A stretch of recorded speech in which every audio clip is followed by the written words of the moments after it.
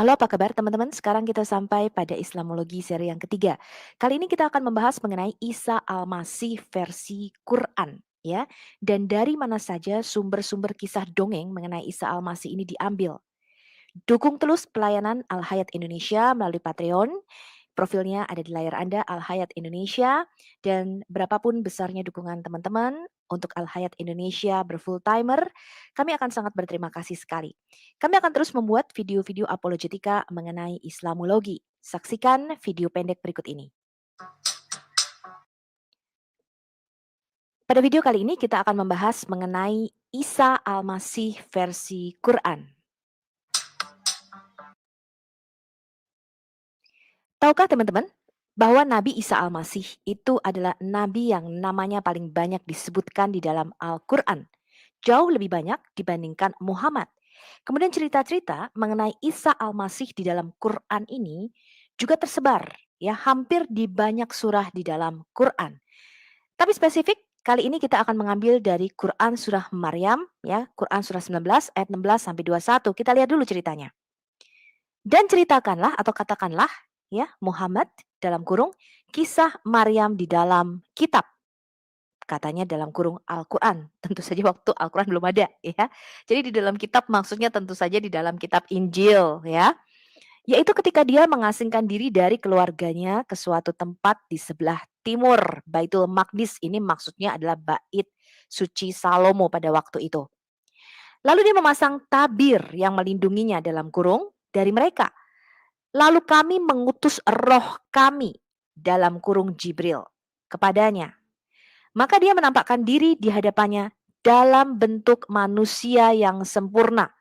Ya, jadi roh yang daripada Tuhan yang mereka sebut dengan malaikat Jibril walaupun ini tidak pasti ya, menampakkan diri kepada Maryam itu di dalam rupa manusia yang sempurna. Jadi malaikat ini bisa menjelma menjadi manusia yang sempurna.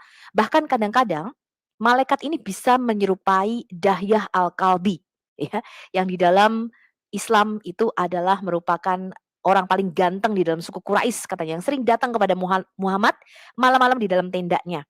Ya, dan Muhammad berkata, "Oh, itu bukan Dahyah Al-Kalbi loh, itu Jibril," katanya, ya. Tapi serupa persis kayak Dahyah Al-Kalbi. Kita lanjutkan bacanya. Dia Maryam berkata, "Sungguh aku berlindung kepada Tuhan yang Maha Pengasih terhadapmu jika engkau orang yang bertakwa." Ya, jadi Maryam ini pertamanya takut nih, siapa nih kok ada laki-laki ya datang-datang di kamar gue katanya ya. Kemudian dia Jibril dalam kurung berkata, "Sesungguhnya aku hanyalah utusan Tuhanmu untuk menyampaikan anugerah kepadamu seorang anak laki-laki yang suci." Ya, jadi kemarin mengatakan Yesus Kristus kan kotor, lahirnya dari vagina dan sebagainya. Tapi mereka tidak membaca sendiri di dalam Qur'annya, ya, bahwa Isa adalah seorang laki-laki yang suci, ya, yang mereka merujuk hal ini kepada Yesus Kristus katanya. Dia, Maryam berkata, "Bagaimana mungkin aku mempunyai anak laki-laki padahal tidak pernah ada orang laki-laki yang menyentuhku dan aku bukan seorang bezina," katanya. Dia Jibril berkata, "Demikianlah Tuhanmu berfirman, hal itu mudah bagiku dan agar kami menjadikannya suatu tanda bagi manusia dan sebagai rahmat dari kami. Dan hal itu adalah suatu urusan yang sudah diputuskan." Jadi di dalam cerita ini kita melihat siapa yang memberikan kabar gembira kepada Maria? Roh Allah, ya. Mereka menganggapnya ini Jibril tapi tidak ada tulisan Jibril sama sekali di situ, ya. Sumber cerita ya, ini adalah di dalam Injil Apokrifa Yakobi ya, atau Injil Proto Evangelium Yakobi. Ini kisah mengenai Maryam ada di situ. Dikatakan di dalam Injil Gnostik ini, sewaktu Maria berusia 3 tahun, ia dipersembahkan oleh orang tuanya di bait Allah. Maryam berada di dalam tanggung jawab Imam Zakaria. Ini sejalan dengan apa yang ada di dalam Quran. Ya, Quran mengatakan Maryam itu berada di bawah tanggung jawab Zakaria. Hal ini tidak lumrah ya atau tidak wajar di dalam tradisi Yahudi karena biasanya diserahkan itu adalah anak laki-laki bukan anak perempuan. Kemudian dikatakan di dalam Injil Apokrifa ini, hingga pada usia 12 tahun Maryam ini berada di bait Allah dan ketika dibawa pulang ke rumah Yusuf yang memenangkan undian, jadi diundi pada waktu itu, ini sejalan dengan kisah yang ada di dalam Quran juga. Kemudian datanglah malaikat kepadanya dan memberitakan perihal bahwa Maria akan mengandung bayi Yesus Kristus, ya. Ini sejalan di dalam Quran mengenai Isa Al-Masih, ya. Kisah ini termuat di dalam Injil Yakobus pasal 10 ayat 1 sampai 16. Sementara itu diadakanlah sidang para imam dan mereka setuju. Marilah kita membuat tabir bagi Allah. Kata imam besar, panggillah perawan dari suku Daud. Maka para pemuka bait Allah mencari kemana-mana dan menemukan 7 orang. Maka imam besar ingat kepada perawan Maryam bahwa ia berasal dari keluarga Daud dan suci di mata Allah. Maka para pembantu bait Allah segera mengambilnya lalu membawa gadis itu ke bait Allah. Nah, apa yang salah dengan perikop ini, teman-teman? Mempersembahkan perempuan ke bait Allah bukan hal yang lumrah bagi orang Yahudi. Ya, karena biasanya yang dipersiapkan menjadi imam di bait Allah adalah laki-laki, misalnya Samuel. Ya, itu sebabnya di dalam Alkitab ya kisah Maria yang dipersembahkan di bait Allah tidak mungkin ada ya. Ini karena menyalahi tradisi pada waktu itu. Dan ini merupakan cerita yang berbeda dengan Alkitab kita. Di dalam Injil Proto-Evangelium Yakobus atau Proto-Evangelium Yakobi yang ke-10 dikatakan dan ada sidang para imam berkata, "Mari kita membuat tabir untuk bait suci Tuhan." Kalau di Quran dikatakan Maria memasang tabir ya bagi dirinya sendiri. Kemudian di pasal yang ke-11 dari Injil Proto-Evangelium Yakobi ini dikatakan, dan Maria itu mengambil kendi, pergi mengisinya dengan air, dan lihat sebuah suara berkata kepadanya, "Bersukacitalah yang diberkati, Tuhan menyertaimu, berbahagialah kamu di antara wanita." Kemudian Maryam ini melihat ke sekeliling, ke kanan, ke kiri ya, untuk melihat dari mana asal suara itu. Dan dia menjadi ketakutan, kemudian dia pergi ke rumahnya dikatakan, dan meletakkan kendi itu, dia mengambil benang ungu itu, duduk di kursinya dan memintal kain ungu itu. Dan lihat, seorang malaikat Tuhan berdiri di hadapannya berkata, "Jangan takut Maryam, karena kamu telah menemukan kasih karunia di hadapan Tuhan. Kamu akan hamil oleh firman Tuhan." Dan mendengar ini Maryam mempertanyakan dirinya sendiri berkata, "Akankah saya mengandung dari Tuhan, Tuhan yang hidup, dan melahirkan seperti semua wanita melahirkan?" Dan malaikat Tuhan berkata kepadanya, "Bukan seperti itu Maria, karena kuasa Tuhan akan menaungi kamu. Jadi orang suci yang akan lahir dari kamu akan disebut Putra yang Maha Tinggi. Dan kamu akan menamainya Yesus, karena dia akan menyelamatkan umatnya dari dosa-dosa mereka." Dan Maryam berkata, "Lihat, aku adalah hamba Tuhan, jadilah padaku sesuai dengan perkataanmu." Jadi ini adalah cerita yang ditambah-tambahi ya, di luar Alkitab sendiri.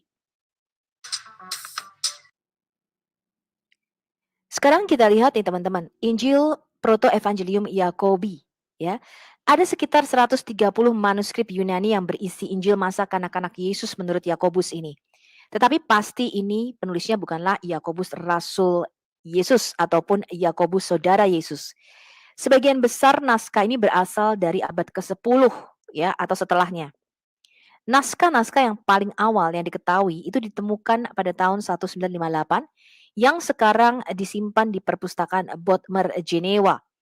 Naskah ini berasal dari abad ketiga, namun banyak dari bacaannya yang tampaknya sekunder.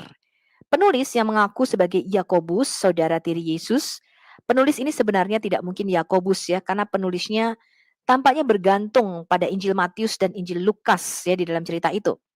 Hanya Matius yang memberitahu kita tentang pembantaian bayi yang diatur oleh Herodes.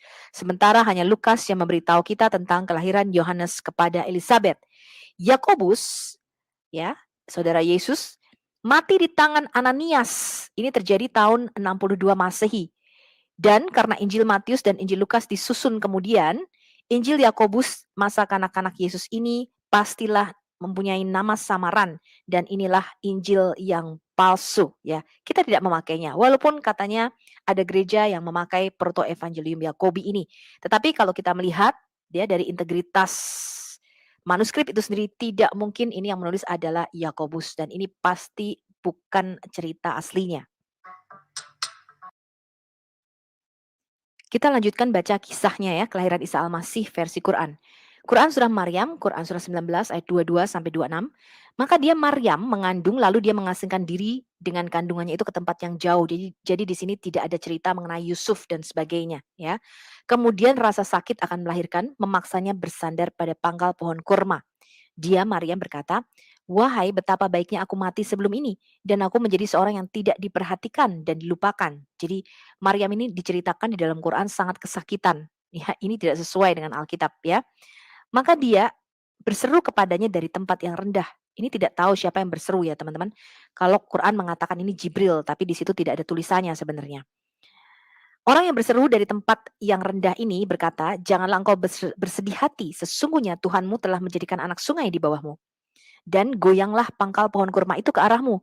Niscaya pohon itu akan menggugurkan buah kurma yang masak kepadamu. Jadi udah dalam kondisi mau melahirkan, kesakitan, masih harus menggoyangkan sebuah pohon kurma. Anda tahu batang pohon kurma itu satu pelukan manusia dewasa ya.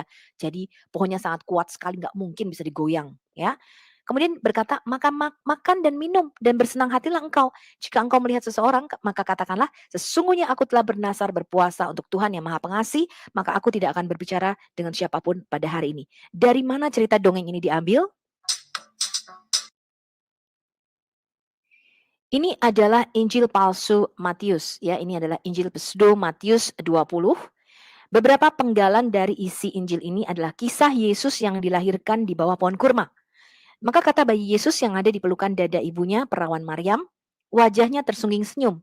Wahai pohon, rendahkanlah dahan-dahanmu untuk memberi makan ibuku dengan buah segarmu. Maka pohon itu mendengar dan menundukkan dirinya ke kaki Maryam. Lalu makanlah mereka semua buah-buah dari pohon itu. Setelah itu, ketika mereka sedang mengumpulkan buah-buah itu, pohon itu masih menunduk, menunggu perintah selanjutnya.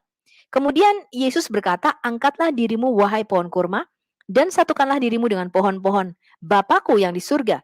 Tetapi bukalah akar-akarmu dan berikanlah airmu dari tanah untuk menyegarkan kami di sini. Demikianlah mereka telah memakan dari buah kurma itu dan meminum air segar yang keluar dari akar-akar pohonnya. Dan ketika mereka melihat air itu, mereka mengisi kantong airnya penuh. Maka disegarkan dahaga mereka, mereka sangat senang sambil memuji Allah. Jadi dari sini kita melihat sumber cerita dongeng di dalam Quran ini adalah Injil palsu, ya.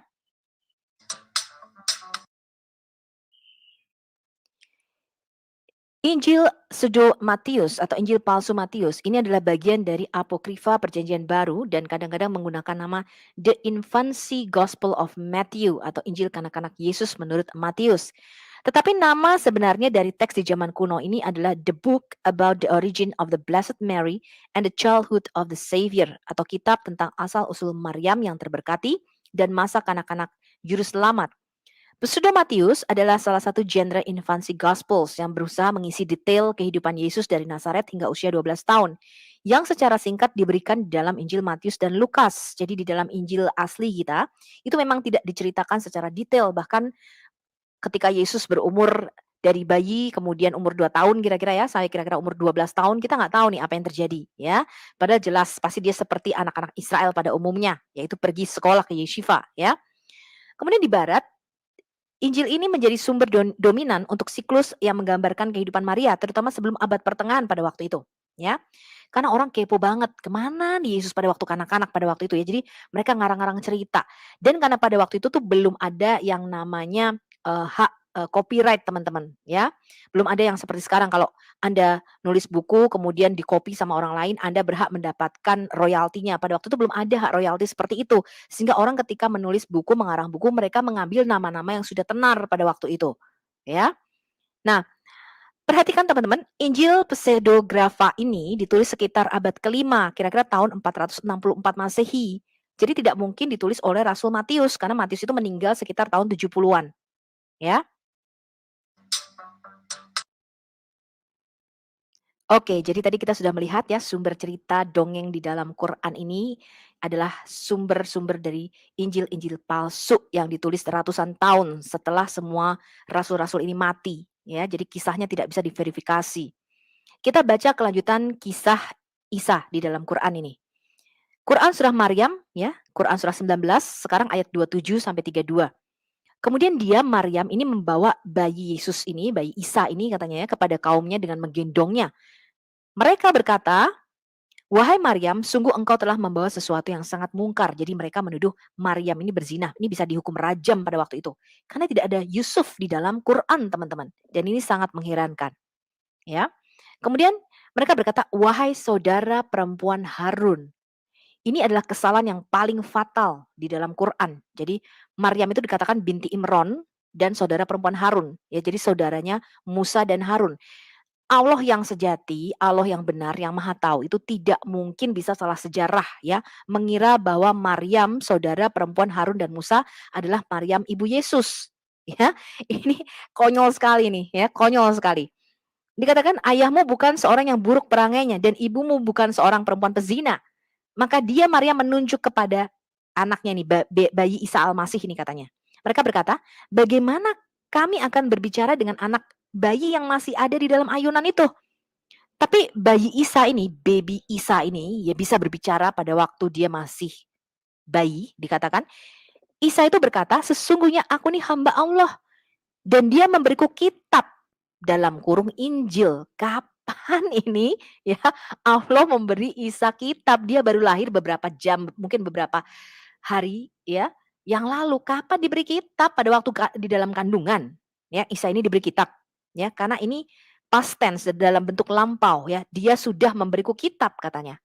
Dan dia menjadikan aku seorang nabi. Jadi belum lahir aja Isa ini sudah jadi nabi ya. Dan dia menjadikan aku seorang yang diberkahi di mana saja aku berada. Dan dia memerintahkan kepadaku melaksanakan sholat dan menunaikan zakat selama aku hidup. Dan berbakti kepada ibuku dan dia tidak menjadikan aku seorang yang sombong lagi celaka. Jadi jelas ini adalah dongeng Isa Al-Masih versi Arab yang sama sekali tidak mencerminkan kisah Yesus Kristus abad pertama ya. Yang lahir di dalam keluarga Yahudi ya. Ini benar-benar versi Arab dan diambil dari Injil-Injil palsu.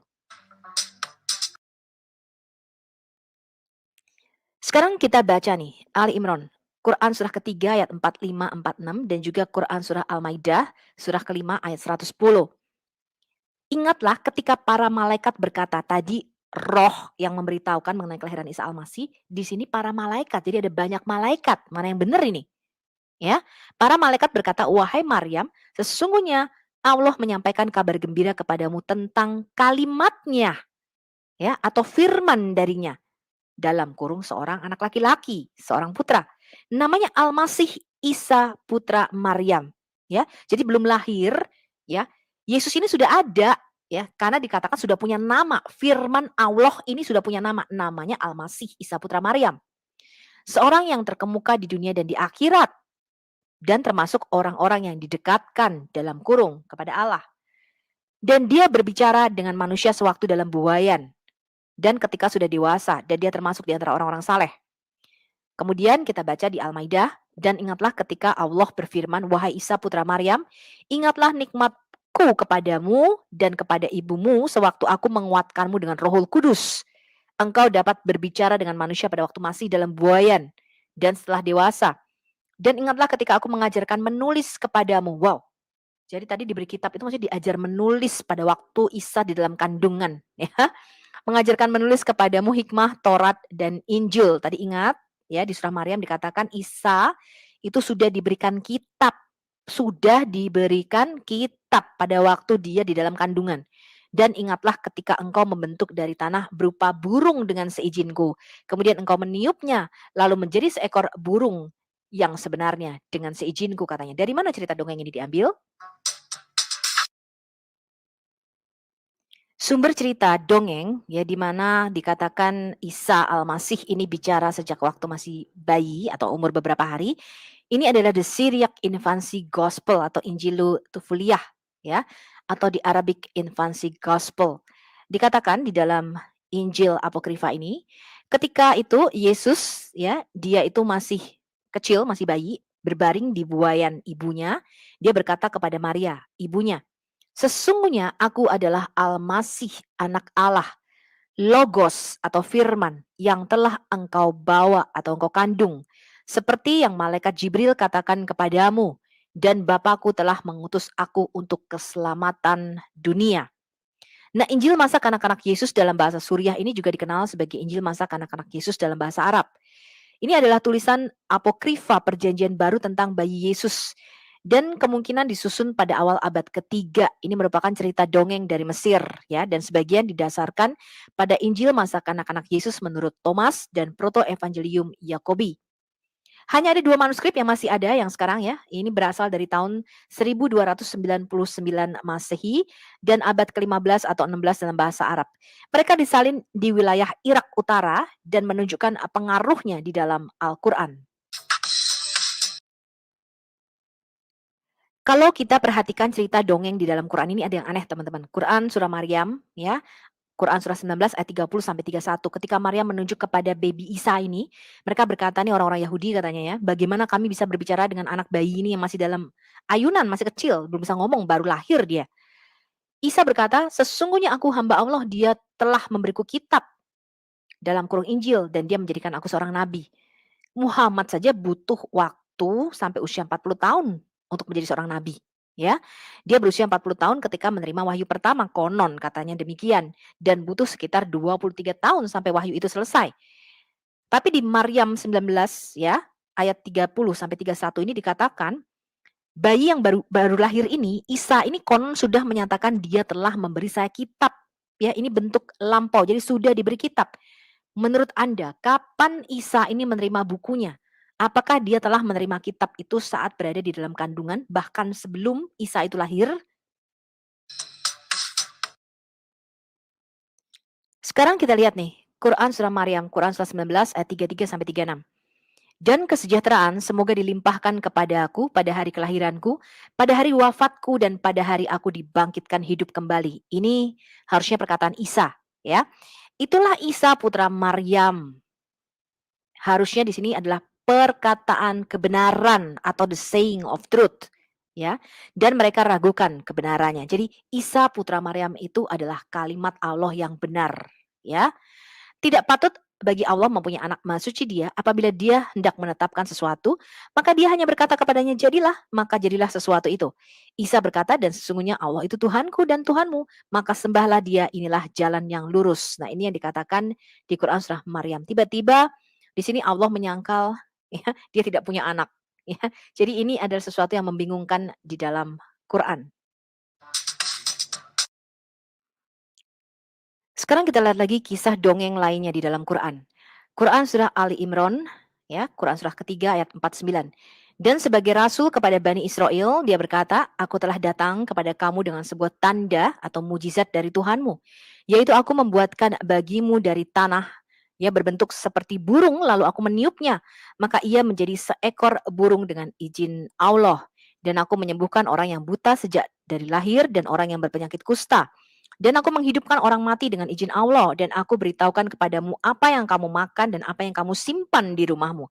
Sesungguhnya pada yang demikian itu terdapat suatu tanda kebenaran kerasulanku bagimu jika kamu orang beriman.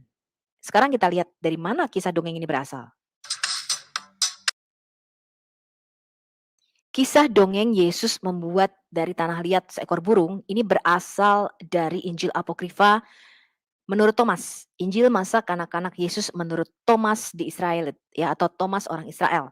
Dikatakan di situ, dan setelah membuat tanah liat yang lembut, dia membuat dari situ 12 burung pipit. Injil Thomas ini juga dikenal sebagai Injil Koptik Thomas. Ini adalah Injil perkataan non-kanonik. Buku ini ditemukan di dekat Nag Hammadi di Mesir pada bulan Desember 1945 di antara sekelompok buku yang dikenal sebagai Perpustakaan Nag Hammadi. Para ahli berspekulasi bahwa karya-karya itu dikuburkan sebagai tanggapan atas surat dari Uskup Athanasius yang menyatakan kanon kitab suci Kristen yang ketat. Ya sudah ditutup pada waktu itu, ya. Injil Pseudo Thomas atau Injil palsu Thomas ini adalah hasil rekan orang lain yang mengaku sebagai Thomas ya. Namun sebenarnya bukan Thomas murid Yesus. Injil yang tidak bertanggung jawab ini ditulis kira-kira sekitar abad keempat ya, tahun 320-an, sehingga tidak mungkin ditulis oleh murid Yesus pada waktu itu sudah meninggal semua ya. Rasul Yohanes tuh meninggal kira-kira tahun 90-an. Dalam Injil ini termuat ya, konon kanak-kanak Yesus ketika berusia 5 tahun sedang bermain-main di gerbang jalan. Dia mengumpulkan air yang kotor dan dibuatnya menjadi jernih. Dan dilakukannya hanya dengan satu kata, dengan berfirman saja. Jadi diambilnya sebagian tanah itu dan dibuatnya 12 bentuk burung-burung. Padahal hari itu adalah hari Sabat ketika Yesus melakukan itu. Bersama dengan dia, banyak anak-anak kecil bermain-main sampai ada seorang Yahudi yang mengetahui apa yang diperbuat Yesus pada hari Sabat. Maka pergilah orang Yahudi itu kepada Yusuf dan berkata, lihat anakmu. Dia bermain-main di genangan air dan mengambil lumpur tanah dan dijadikannya 12 burung.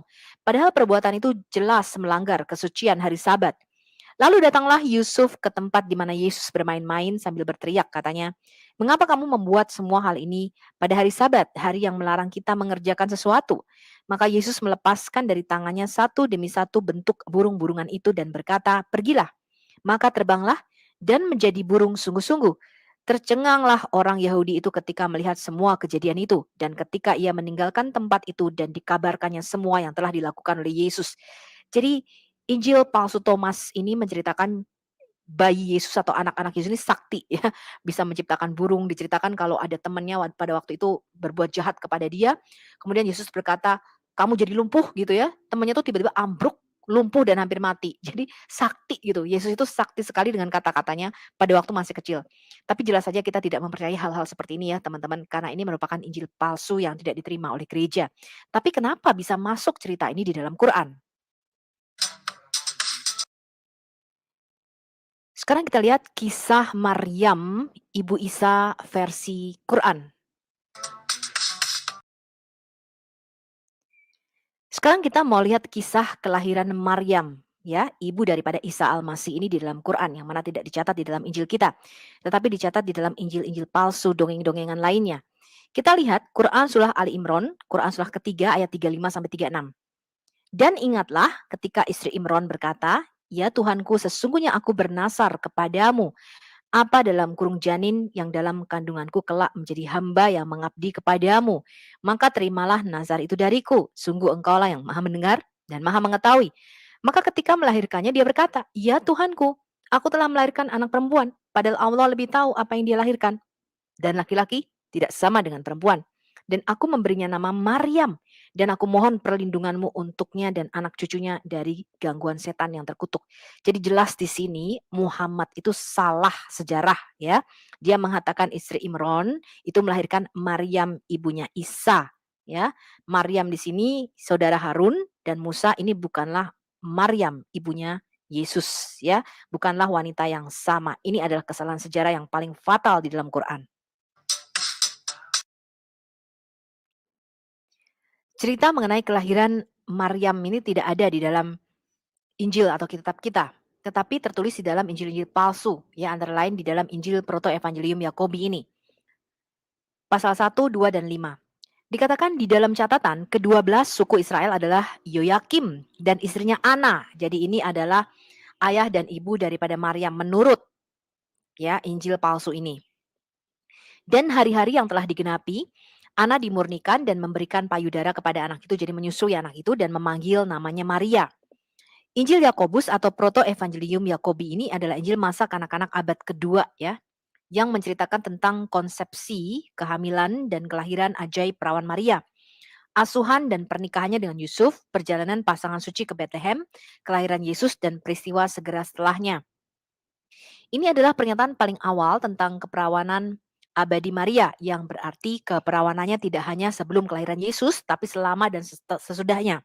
Dan meskipun dikutuk oleh Paus Innocentius I pada tahun 405 Masehi dan ditolak oleh Dekrit Gelasian sekitar 500 Masehi, tapi Proto Evangelium Yakobi ini menjadi sumber yang sangat berpengaruh untuk Mariologi.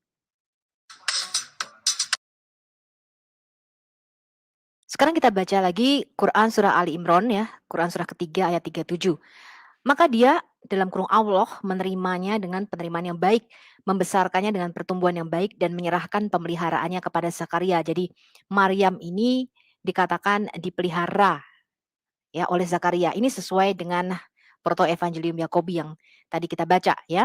Setiap kali Zakaria masuk menemunya di mihrab, ya katanya kamar khusus ibadah, dia dapati makanan di sisinya. Dia berkata, "Wahai Maryam, dari mana ini engkau peroleh?" Dia Maryam menjawab, "Itu dari Allah.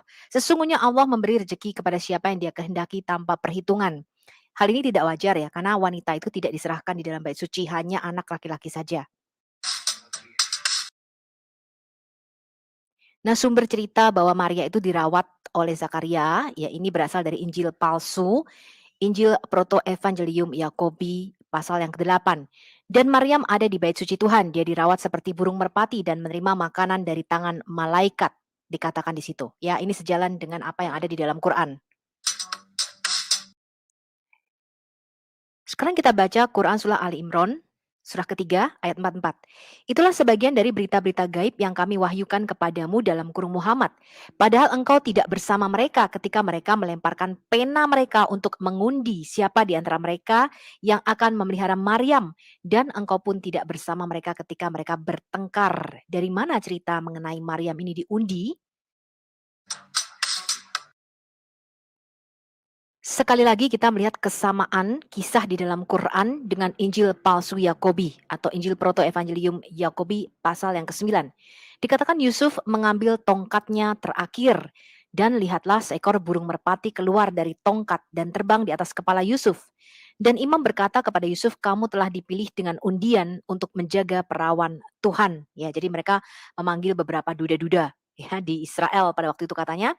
Dan ketika diundi, maka Yusuf ya, yang terpilih untuk menjaga perawan Maria ini.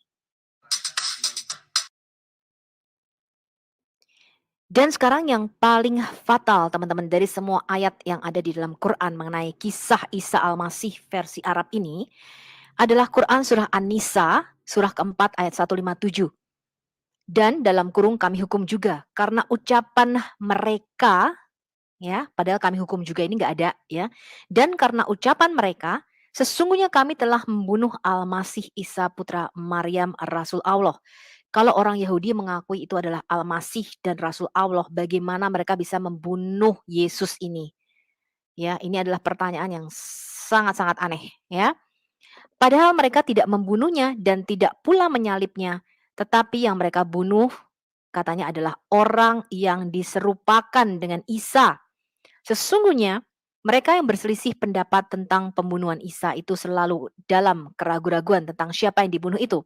Mereka benar-benar tidak tahu dalam kurung siapa sebenarnya yang dibunuh itu, melainkan mengikuti persangkaan belaka. Jadi mereka tidak yakin telah membunuhnya. Hal ini nanti kita akan bahas lebih detail lagi ya, mengenai cerita dongeng bahwa siapa sih yang diserupakan oleh Isa ini.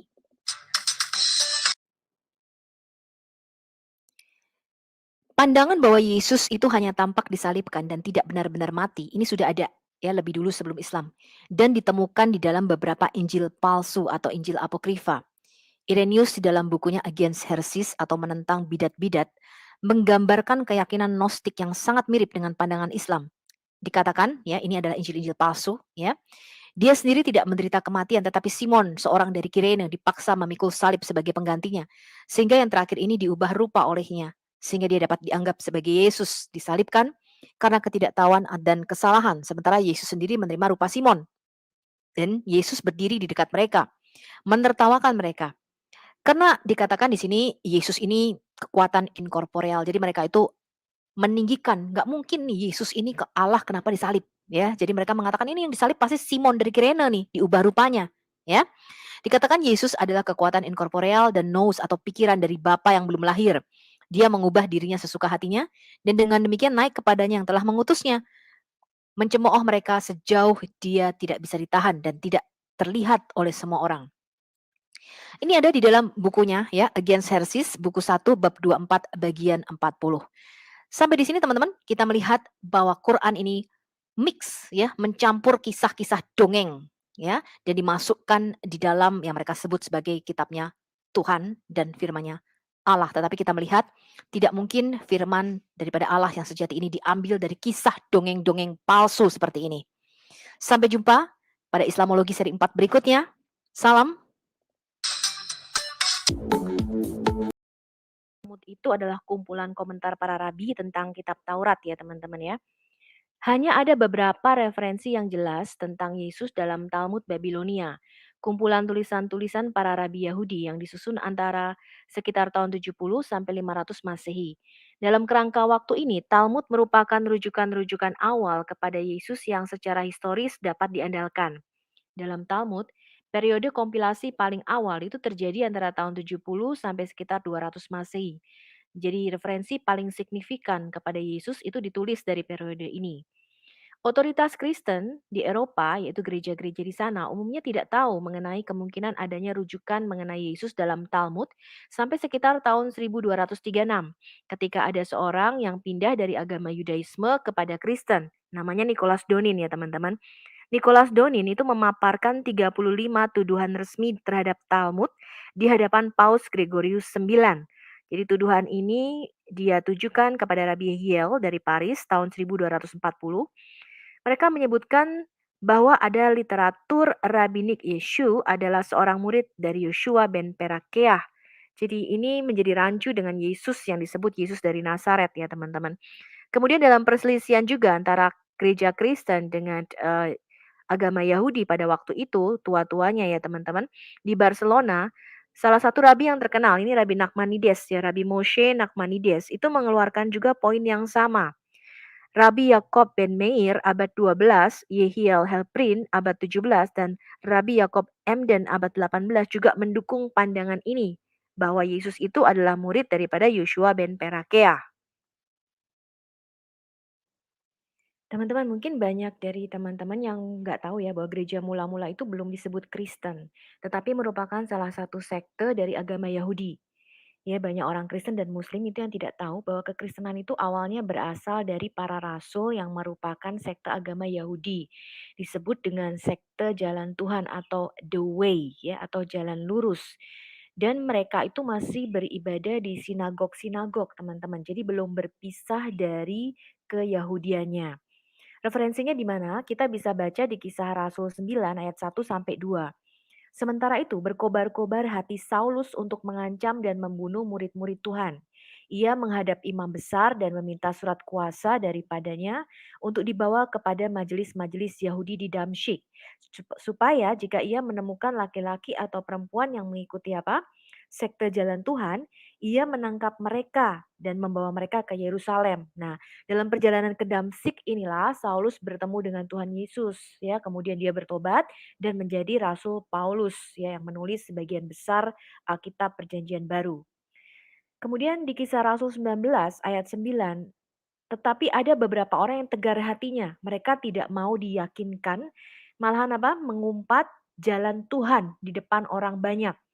Karena itu Paulus meninggalkan mereka dan memisahkan murid-muridnya dari mereka.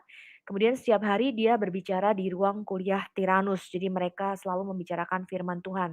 Ya karena Paulus ini ahli Taurat, dia tahu banget perjanjian lama ya.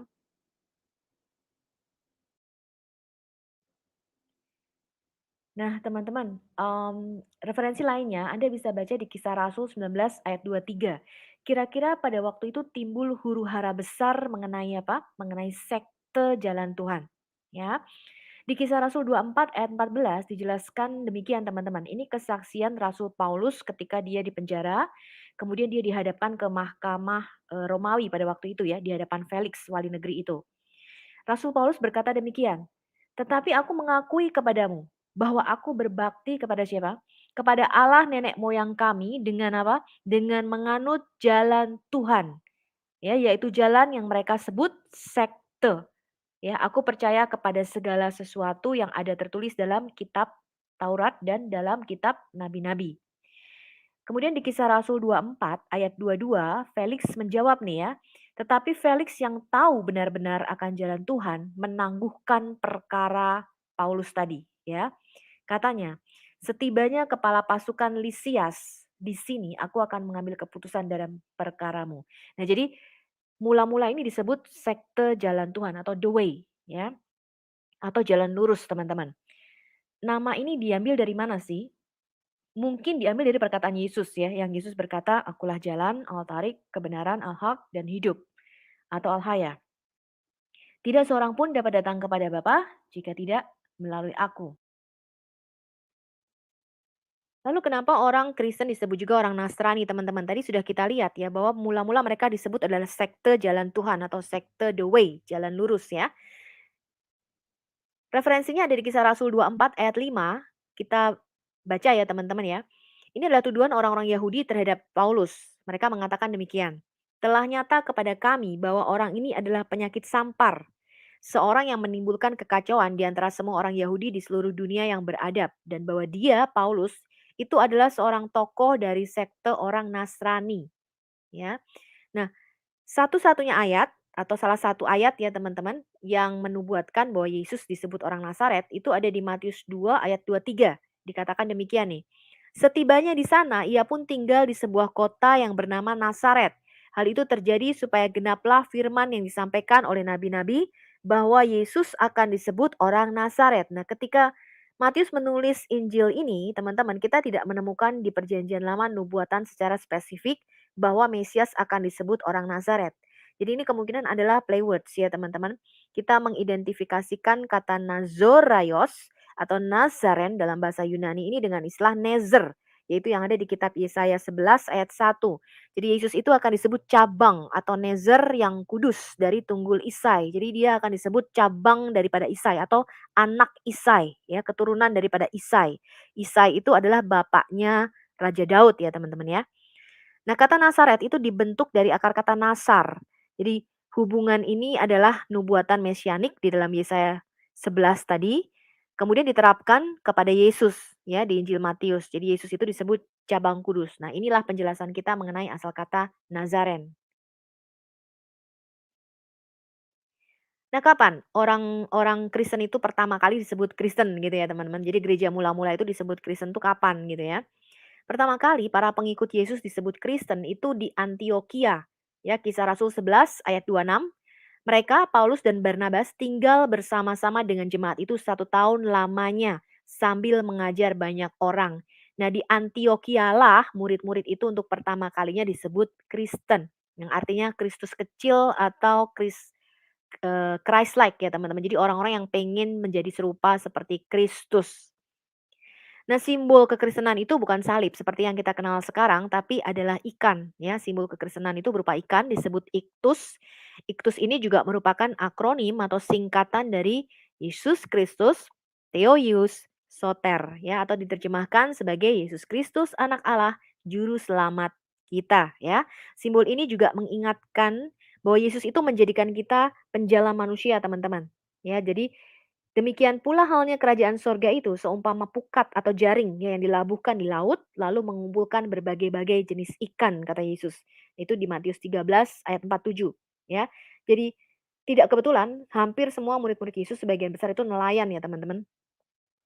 Makanya ketika Yesus mengatakan kamu ikut aku, kamu bukan lagi menjadi penjala ikan tapi aku akan menjadikan kamu apa? Penjala manusia katanya. Nah, tadi kita melihat teman-teman bahwa orang-orang Yahudi Mesianik yang percaya Yesus itu mereka masih tetap beribadah di sinagog-sinagog dan mengikuti adat istiadat Yahudi. Tapi sekitar tahun 135 Masehi ketika terjadi pemberontakan Simon Bar Kokhba atau Simon sang anak bintang, jadi mereka mencoba memberontak terhadap orang-orang Romawi. Orang-orang Yahudi itu menganggap Simon sebagai Mesias waktu itu.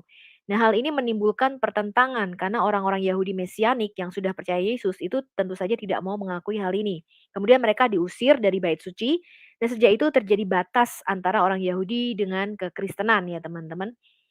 Orang-orang non-Yahudi yang percaya Yesus dan menerima Roh Kudus kemudian dibaptis, mereka juga dipaksa hidup untuk menuruti adat istiadat Yahudi. Nah, di mana hal ini Rasul Paulus menentang dalam semua surat-suratnya. Contohnya di Kisah Rasul 21 ayat 27 sampai 28. Ketika masa 7 hari itu sudah hampir berakhir, orang-orang Yahudi yang datang dari Asia melihat Paulus di dalam bait Allah. Mereka menghasut rakyat dan menangkap Paulus sambil berteriak, "Hai orang-orang Israel, tolong! Inilah orang yang di mana-mana mengajar semua orang untuk menentang bangsa kita dan menentang hukum Taurat dan tempat ini," katanya. Dan sekarang ia membawa pula orang-orang Yunani ke dalam bait Allah dan menajiskan tempat suci ini. Nah, sebab mereka telah melihat Trofimus dari Efesus sebelumnya bersama-sama dengan Paulus ada di dalam kota itu ya. Dan mereka menyangka Paulus telah membawa Trofimus ke dalam bait suci. Jadi mereka menyatakan ini bangsa non-Yahudi gitu ya, bangsa Goyim ya. Mereka masih kafir, tidak boleh menginjak bait suci. Nah, tentu saja hal ini ditentang oleh Paulus ya. Nah, kemudian diadakan konsili pertama di Yerusalem. Bagaimana nih mengatasi dari bangsa-bangsa lain atau dari Goyim ini ketika mereka udah percaya Yesus, dibaptis, mereka menerima Roh Kudus, kemudian apa yang harus dilakukan gitu, karena harus mengikuti adat istiadat Yahudi, harus disunat atau tidak disunat. Nah, ini dibicarakan di konsili pertama yang ada di Yerusalem waktu itu. Paulus dan Barnabas yang merupakan rasul untuk bangsa-bangsa non-Yahudi dipanggil oleh para penatua gereja pada waktu itu, yaitu Rasul Petrus, Yohanes, dan Yakobus. Nah, kemudian akhirnya setelah berunding, mereka sepakat teman-teman. Rasul Yakobus berkata, sebab itu aku berpendapat bahwa kita tidak boleh menimbulkan kesulitan bagi mereka dari bangsa-bangsa lain yang berbalik kepada Allah. Nah, tetapi kita harus menulis surat kepada mereka. Supaya apa? Supaya mereka menjauhkan diri dari makanan yang telah dicemarkan berhala-berhala, dari percabulan, dari daging binatang yang mati dicekik, dan dari darah. Jadi tidak boleh makan atau minum darah waktu itu. Nah, bagaimana sih pandangan rabi-rabi Yahudi ya terhadap Yesus di dalam Talmud atau di dalam komentar mereka? Ada beberapa bagian Talmud yang menyebutkan tentang Yesus. Dalam pandangan mereka, Yesus bukan tokoh agama yang penting, Kristen itu sekte yang tidak penting gitu ya. Jadi Yesus cuma disebutkan singkat saja. Bagian-bagian dalam Talmud Babilonia yang menyebutkan tentang kerabat Yesus ya. Yahudi itu membuat kisah sendiri teman-teman. Membuat cerita fiksi sendiri tentang kelahiran Yesus. Sangat berbeda dengan Injil kanonik. Jadi versi Yahudi ini mengambil dari pemikiran seorang filsuf Yunani yang bernama Celsus. Jadi Celsus ini adalah seorang Yunani yang menentang kekristenan. Ya, dia mengkritik semua doktrin kekristenan. Nah, orang Yahudi tentu saja nggak suka sama Yesus mengambil pemikiran ini, teman-teman. Mereka melewati beberapa versi Sefer Toledot Yeshua. Sefer itu artinya gulungan kitab, Toledot itu silsilah ya. Jadi gulungan kitab silsilah Yesus ya. Disusun pada abad pertengahan. Mereka mengatakan demikian teman-teman. Yesus itu anak haram, tidak dilahirkan dari ibu yang masih perawan, tapi dari hubungan yang tidak senonoh antara Maryam dengan seorang prajurit bernama Yosef Pandera katanya. Nah, kemudian Peter Schaeffer dalam bukunya menjelaskan mengapa nama Stada dikaitkan dengan Miriam, ibu Yesus. Stada yang rabi-rabi Yahudi tulis itu adalah julukan yang berasal dari bahasa Aram. Bahasa Ibrani-nya adalah satah atau sete. Artinya menyimpang dari jalan yang benar atau menyesatkan atau menjadi tidak setia. Nah, dengan kata lain, ibunya Miriam itu dicurigai disebut Stada karena dia seorang sotah, seorang wanita yang dicurigai berzinah, ya atau lebih tepatnya dikutuk karena perzinahan. Kemudian mereka mengarang cerita sendiri teman-teman, mengatakan Yosef Pandira ini seorang prajurit tinggal di dekat rumahnya ibunya Yesus, Miriam. Kemudian dia tertarik nih dengan kecantikan Miriam, ya. Kemudian menghamili Miriam dan punya anak yang disebut anak haram, kemudian dibaptis dengan nama Yesus katanya. Nah, tradisi ini tampaknya mendahului Toledot atau silsilah Yeshu dan Talmud ya teman-teman. Karena ini dilaporkan juga dalam karya Celsus ya. Jadi Celsus itu juga menulis yang sama, dia dia ngarang gitu ya teman-teman. Celsus menulis demikian, Ibu Yesus itu digambarkan diusir dari rumah oleh tukang kayu dengan siapa dia berkomitmen, tunangannya Yusuf gitu ya. Karena dia dikutuk karena perzinahan teman-teman. Dan kemudian dia memiliki seorang anak dengan seorang prajurit yang bernama Pantera. Ya. Nah, Celsus menulis untuk menyerang iman Kristen ini dalam kitabnya atau bukunya yang bernama Logos Aletes atau The True Word. Nah, kemudian Bapak Gereja kita Origen itu membuat apologetika atau pembelaan iman ya atas tuduhan-tuduhan Celsus ini. Kemudian Bapak Gereja kita Origen itu membuat buku yang berjudul Contra Celsum ya. Jadi menentang apa yang Celsus adakan ya, apa yang Celsus tulis di dalam bukunya Logos Aletes. Nah, penghinaan rabi untuk Yesus itu begitu banyak terjadi pada tahun-tahun awal kekristenan. Sehingga dalam traktat Sabat 104b dari Talmud Babilonia, mereka itu menjadi terlibat keraguan-raguan dan kebingungan. Mereka mengatakan siapa sih Yesus ini? Apakah dia putra Stada dan bukan putra Pandera? Kemudian Rabi Hisdah mengatakan demikian teman-teman. Suaminya adalah Stada dan kekasih Pandera. Tapi bukankah Papos ben Yehuda dan ibunya Stada yang menjadi suami, ibunya adalah Miriam, wanita yang membiarkan rambutnya panjang. Ya, jadi mereka tuh bingung, ya. Kemudian dikatakan Miriam itu dikeluarkan dari rumah karena tidak setia kepada suaminya. Nah, para rabi itu membuat tuduhan serius sebab kelahiran Yesus itu tanpa ayah biologis. Para rabi juga mempertanyakan dari mana kuasa mujizat Yesus itu berasal. Tidak dapat dipungkiri bahwa kuasa mujizat Yesus itu sangat terkenal, teman-teman. Sampai seluruh Yerusalem dan seluruh tanah Kanaan ya. Nah, banyak dari mereka itu mendengar tentang kuasa Yesus. Apa itu? Mencelikan mata, membuat orang kusta sembuh, yang lumpuh berjalan, sakit pendarahan sembuh 12 tahun gitu ya. Kemudian Yesus membangkitkan orang mati, ada 3 orang mati yang dibangkitkan Yesus. Yesus mengubah air menjadi anggur, meredakan angin ribut, jadi dia berkuasa atas alam. Dia menggandakan 5 roti dan 2 ikan dan sebagainya teman-teman. Dia juga apa? Mengusir setan-setan ya teman-teman ya. Dan roh-roh jahat itu tunduk pada Yesus. Yesus juga mengampuni orang berdosa. Jadi mereka mempertanyakan dari mana dia mendapat kuasa seperti itu. Ya, Rabi-Rabi Yahudi menulis teman-teman. Nah, di kitab Injil sendiri kita melihat bahwa orang-orang Farisi itu menuduh Yesus, teman-teman. Mereka berkata demikian, dengan kuasa penghulu setan ia mengusir setan. Yaitu ada di Matius 9 ayat 34. Kemudian di Injil Lukas 11 ayat 15. Tetapi ada di antara mereka yang berkata, ia mengusir setan dengan kuasa Beelzebul, penghulu setan. Ya. Kemudian di Matius 12 ayat 24, tetapi ketika orang Farisi mendengarnya mereka berkata, dengan Beelzebul, penghulu setan, ia mengusir setan. Jadi imam-imam kepala itu mengatakan Yesus mendapat kuasa dari Beelzebul ya atau penghulu setan. Mujizat dan kuasa Yesus tidak terbantahkan, teman-teman. Dalam Markus 1 ayat 34, Yesus menyembuhkan banyak orang yang menderita bermacam-macam penyakit dan mengusir banyak setan. Ia tidak memperbolehkan setan-setan itu berbicara sebab mereka mengenal siapa Yesus. Ya, dalam Matius 8 ayat 16 dikatakan, menjelang malam dibawalah kepada Yesus banyak orang yang kerasukan setan. Dan dengan sepatah kata, Yesus mengusir roh-roh itu dan menyembuhkan orang-orang yang menderita sakit. Kesaksian Rasul Petrus di Kisah Rasul 2, hai orang-orang Israel, dengarlah perkataan ini. Yang aku maksudkan ialah siapa? Yesus dari Nazaret. Seorang yang ditentukan Allah dan yang dinyatakan kepadamu dengan kekuatan-kekuatan dan mujizat-mujizat dan tanda-tanda yang dilakukan oleh Allah dengan perantaran Dia di tengah-tengah kamu seperti yang kamu ketahui. Jadi Rasul Petrus waktu itu berdiri dan bersaksi di depan ribuan orang. Yesus ini loh yang melakukan tanda-tanda dan mujizat, dia melakukannya tuh tidak sembunyi-sembunyi teman-teman. Dia melakukannya di tengah-tengah kamu. Nah, kalau pada waktu itu Rasul Petrus berbohong, ya, tentu saja orang banyak akan nimpukin dia dong, ya kan? Tapi yang terjadi sebaliknya, orang banyak itu tertempelak hatinya, ya, kemudian mereka bertobat, ya, pada waktu itu 3.000 orang bertobat ketika mendengar Rasul Petrus berkhotbah. Setan dan roh-roh jahat itu tahu teman-teman siapa Yesus. Di Matius 8 ayat 28 sampai 29 dikatakan demikian. Setibanya di seberang, yaitu di daerah orang Gadara, datanglah dari penguburan 2 orang yang kerasukan setan menemui Yesus. Mereka sangat berbahaya, sehingga tidak seorang pun yang berani melalui jalan itu.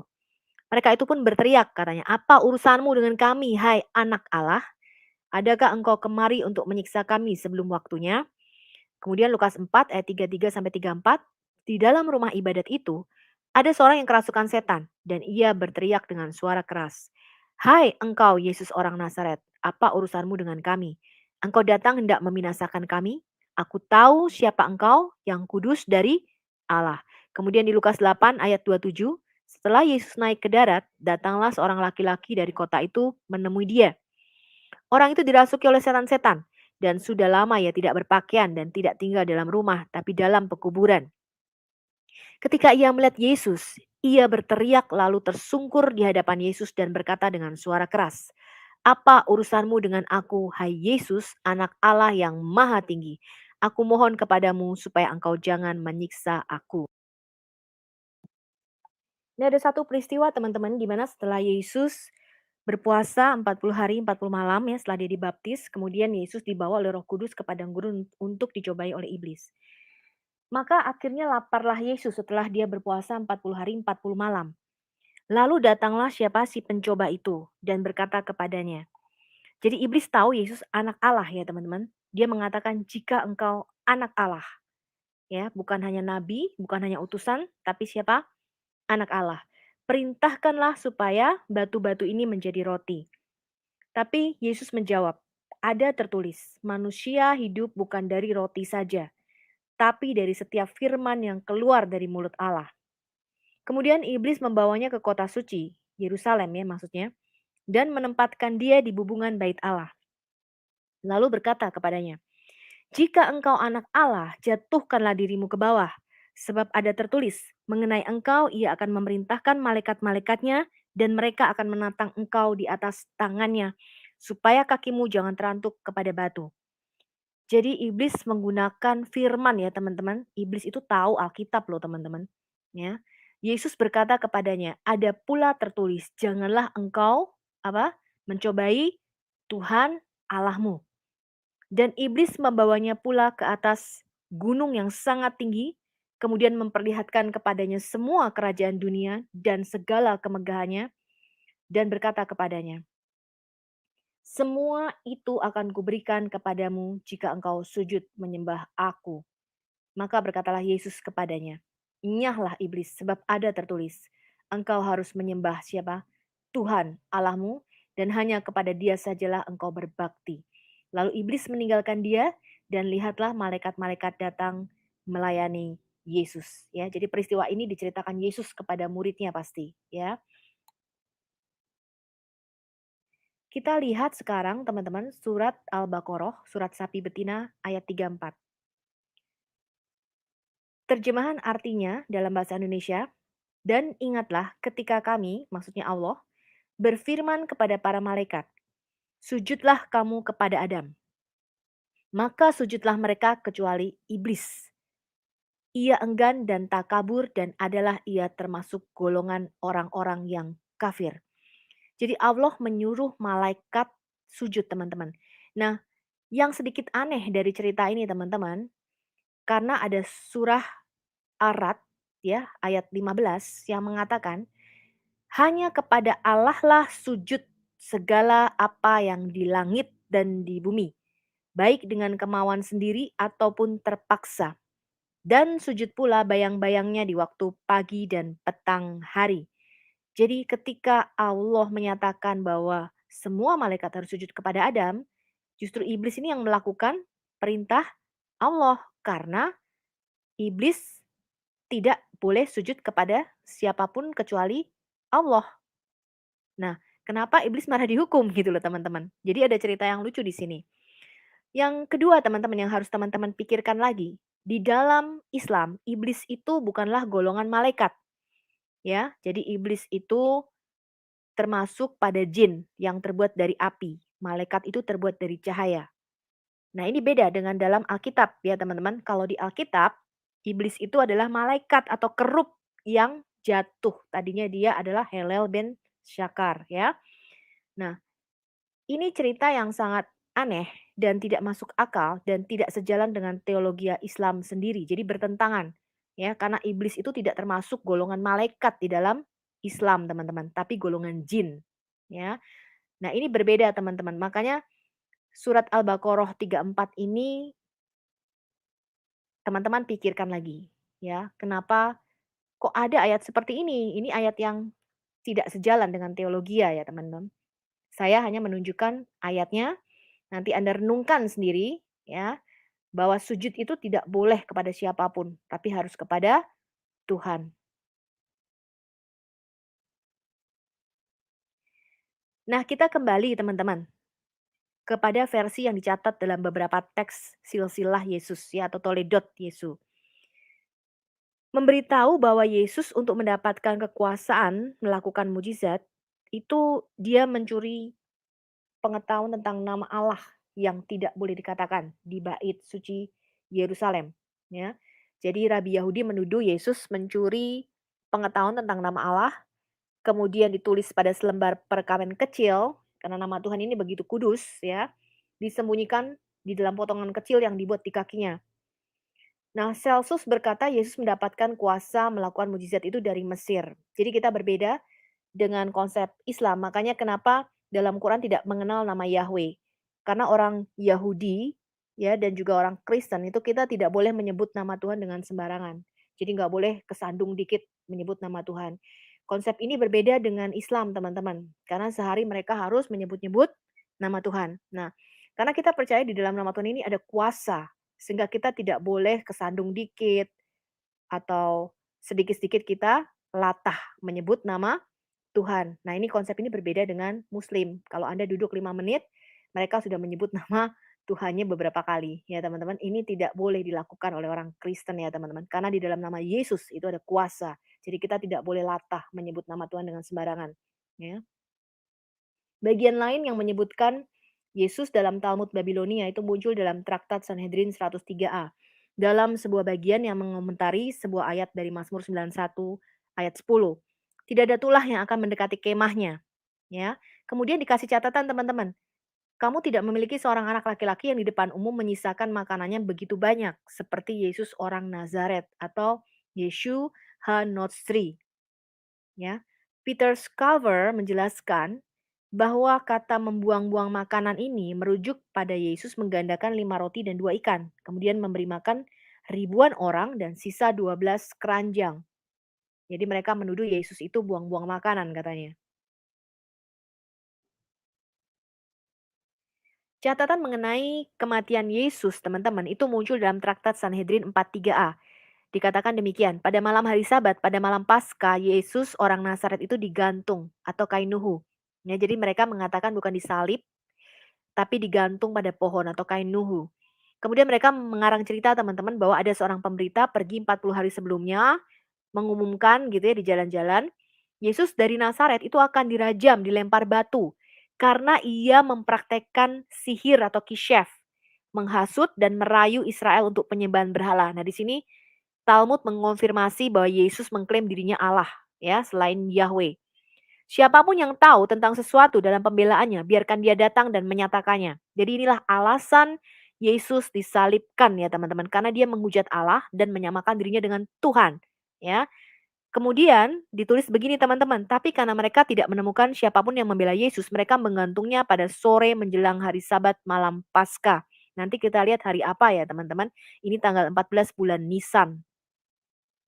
Rabi Ula berkata, apakah Anda mengira bahwa Yesus orang Nazaret adalah seorang yang harus dibela?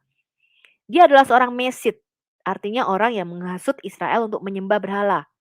Mengenai siapa Allah yang pengasih mengatakan apa? Jangan perlihatkan belas kasihan kepadanya dan jangan melindunginya. Ini ada di kitab Taurat Ulangan 13 ayat 6 sampai 9. Kemudian ditulis begini teman-teman, mengenai Yesus orang Nazaret itu ia berbeda karena ia dekat dengan pemerintah. Nah, sekali lagi penyebutan Yesus ini terjadi di tengah-tengah diskusi tentang prosedur mengeksekusi orang yang dihukum, bagaimana ritual eksekusi itu harus dilakukan. Peter Schaeffer menjelaskan bahwa kata mengenai Yesus orang Nazaret itu berbeda karena ia dekat dengan pemerintah. Itu berarti bahwa orang-orang Yahudi itu mengambil tindakan pencegahan yang paling hati-hati. Karena Yesus mempunyai teman di pucuk pemerintahan, ya, mempunyai koneksi di tingkat tinggi.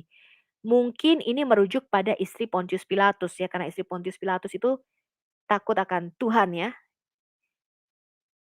Hal ini dicatat dalam Talmud, memperjelas reaksi para rabi terhadap klaim orang Kristen bahwa apa?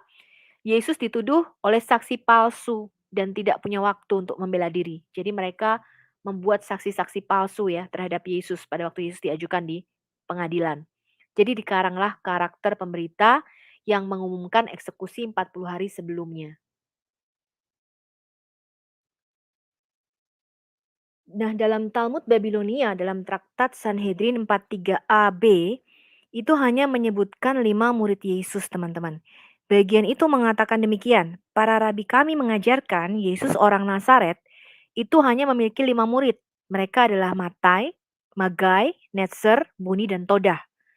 Perhatikan, kecuali untuk nama Matai, yaitu Matiyahu atau Matius, yang lain itu tidak memiliki kemiripan sama sekali ya teman-teman dengan nama rasul-rasul yang disebutkan dalam Injil.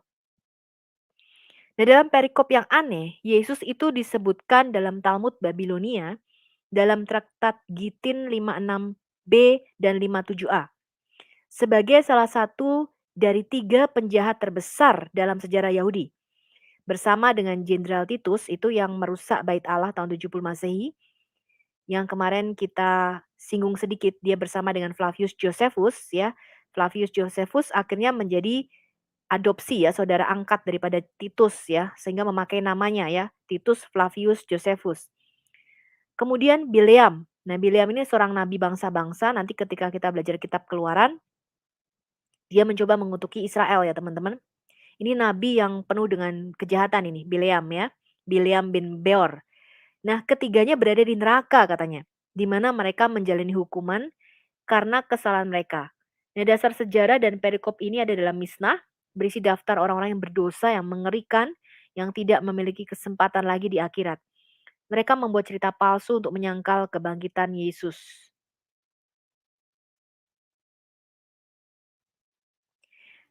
Nah, kemudian teman-teman para rabi Yahudi ini mencoba menghapus referensi mengenai Yesus pada Talmud ya.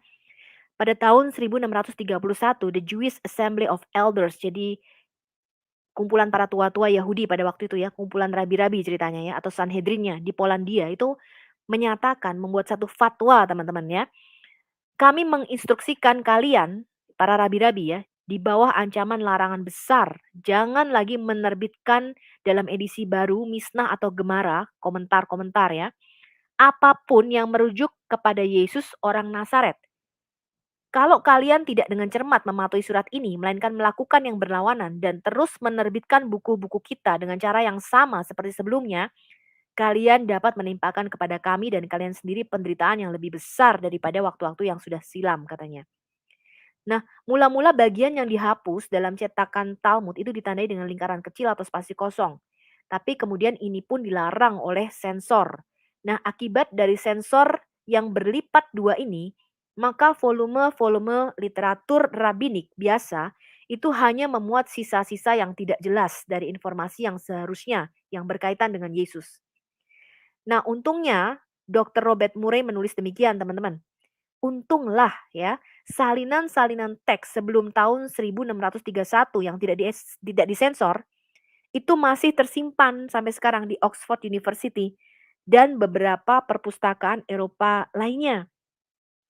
Jadi pernyataan-pernyataan mengenai Yesus tidak pernah benar-benar hilang ya.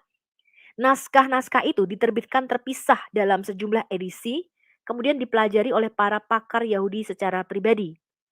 Nah, sekarang ini tidak ada orang yang dapat membantah fakta-fakta itu lagi.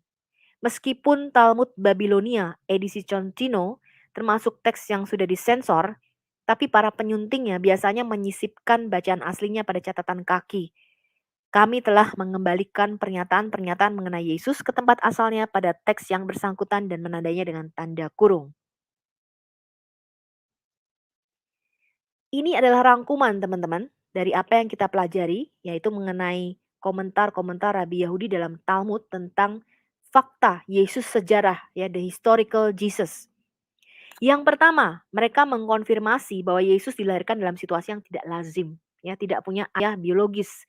Jadi mereka mengarang cerita bahwa Yesus itu anak haram dengan Yosef ben Pandera, ya, atau Yosef Pandera. Jadi Yesus itu anaknya Pandera, ya. Dan Maria itu ada seorang wanita pezina, jadi Yesus itu anak haram, ya. Kemudian Maria ibu Yesus adalah putri Eli. Jadi mereka mengakui ini dan ini berbeda dengan Quran, teman-teman. Quran itu Maria anaknya Imron, yaitu beda sejarah 1500 tahun ya, teman-teman. Ya, itu beda Maria ya. Itu adalah Maryam saudara perempuan Harun, bukan Maryam ibu Yesus ya. Salah sejarah itu Quran. Kemudian Yesus disalibkan, ya kainuhu digantung. Digantungnya kapan? Pada hari menjelang Paskah 14 bulan Nisan, ya teman-teman. Kemudian Yesus membuat dirinya sendiri hidup dengan nama Yahweh. Yesus adalah anak seorang perempuan, karena dia nggak mempunyai siapa? Ayah, ya. Bandingkan dengan Galatia 4 ayat 4 dan Kejadian 3 ayat 15 ya. Bahkan di dalam Quran sendiri Yesus disebut Isa putra Maryam karena bapaknya nggak ada ya. Kemudian Yesus mengklaim sebagai Yahweh dan sang anak Allah dan sang anak manusia. Nanti kita belajar siapa sih sang anak Allah dan siapa sih sang anak manusia itu. Yesus naik ke surga dan mengklaim akan datang kembali. Ini dibenarkan oleh Talmud. Yesus dekat dengan orang-orang kerajaan dan jabatan raja. Yesus mempunyai sedikitnya 5 murid. Ini agak berbeda ya teman-teman ya. Kemudian Yesus melakukan mujizat, yaitu dengan mempraktekkan ilmu sihir katanya. Kemudian nama Yesus itu mempunyai kekuatan untuk menyembuhkan. Dan ajaran Yesus itu mengesankan bagi seorang rabi. Tadi kita sudah singgung sedikit, jadi para rabi, imam-imam ahli Taurat pada zaman Yesus, itu mereka mencoba membungkam ya teman-teman, bahwa Yesus itu sudah bangkit dari antara orang mati. Kita lihat di Matius 27 ayat 62, keesokan harinya yaitu sesudah hari persiapan, ya tadi kita sudah baca, datanglah imam-imam kepala dan orang-orang Farisi bersama-sama menghadap Pilatus. Mereka berkata, Tuhan kami ingat bahwa Yesus si penyesat itu sewaktu hidupnya berkata, sesudah 3 hari aku akan bangkit. Karena itu perintahkanlah untuk menjaga kubur itu sampai hari yang ketiga. Jikalau tidak, murid-muridnya mungkin akan datang untuk mencuri dia, mencuri mayatnya.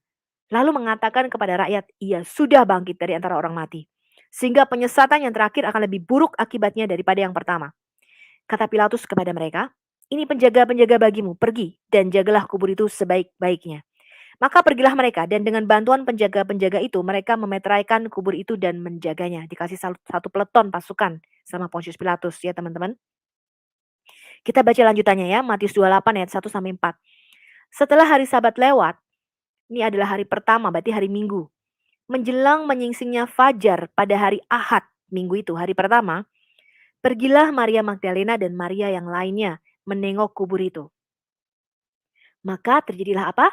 Gempa bumi yang hebat dan ini dikonfirmasi oleh sejarah. Ya, nanti kita lihat. Sebab seorang malaikat Tuhan turun dari langit dan datang ke batu itu dan menggulingkannya lalu duduk di atasnya. Wajahnya bagaikan kilat dan pakaiannya putih bagaikan salju. Kemudian penjaga-penjaga tadi, yang satu peleton yang disuruh oleh Pontius Pilatus, itu gentar ketakutan dan menjadi seperti orang mati. Nah, ketika mereka di tengah jalan, datanglah beberapa orang dari penjaga itu ke kota, kemudian memberitahukan segala yang terjadi kepada imam-imam kepala. Dan sesudah berunding dengan para tua-tua, mereka mengambil keputusan untuk menyuap para serdadu-serdadu itu, teman-teman. Dan berkata, kamu harus ngomong ya, bahwa murid-muridnya datang malam-malam, kemudian mencuri mayatnya ketika kamu sedang tidur. Dan apabila hal ini kedengaran oleh wali negeri, oleh Pontius Pilatus, kami akan berbicara dengan dia, sehingga kamu tidak beroleh kesulitan apa-apa. Mereka menerima uang itu dan berbuat seperti yang dipesankan kepada mereka. Dan cerita ini teman-teman tersiar di antara orang-orang yang Yahudi sampai sekarang. Kita lihat salah satu kesaksian dari Rambam. Rambam ini singkatan dari Rabi Moshe Maimonides ya. Jadi ada dua rabi besar ya setelah Musa ya, Nabi Musa yang kita kenal di Keluaran ya, jadi mengeluarkan bangsa Israel dari Mesir. Ada dua lagi rabi besar, namanya Moshe Maimonides dan satu lagi nanti kita belajar Rabi Moshe Nachmanides ya. Rabi Moshe Maimonides itu hidup tahun 1138 sampai 1204 Masehi. Dia dikenal sebagai Moshe ben Maimon atau Abu Imran Musa bin Maimun bin Abdullah al-Qurtubi al-Israeli. Yang artinya dalam bahasa Yunani dan Ibrani maupun Arab, Musa anak Maimun. Rambam itu hidup dalam zaman keemasan Islam. Dia menjadi nagid atau kepala kaum Yahudi di Mesir. Dia memilih hidup di pengasingan di Cordoba, Spanyol daripada dia harus masuk pindah ke dalam agama Islam. Dia merupakan rabi yang berpengaruh pemikirannya, ya. Dan sampai sekarang ini masih dipakai ya teman-teman. Rambam menulis beberapa komentar di Misnah dan Gemara. Nah, ini adalah naskah tulisan Rambam, teman-teman. Dalam surat kepada orang Yahudi di Yemen tahun 1172, Rambam menulis demikian, teman-teman. Juga Yesus, orang Nazaret yang membayangkan bahwa dia adalah Mesias, dibunuh oleh pengadilan dan sudah dinubuatkan oleh Daniel. Jadi orang Yahudi memastikan Yesus mati, teman-teman. Ya, tidak menyangkal.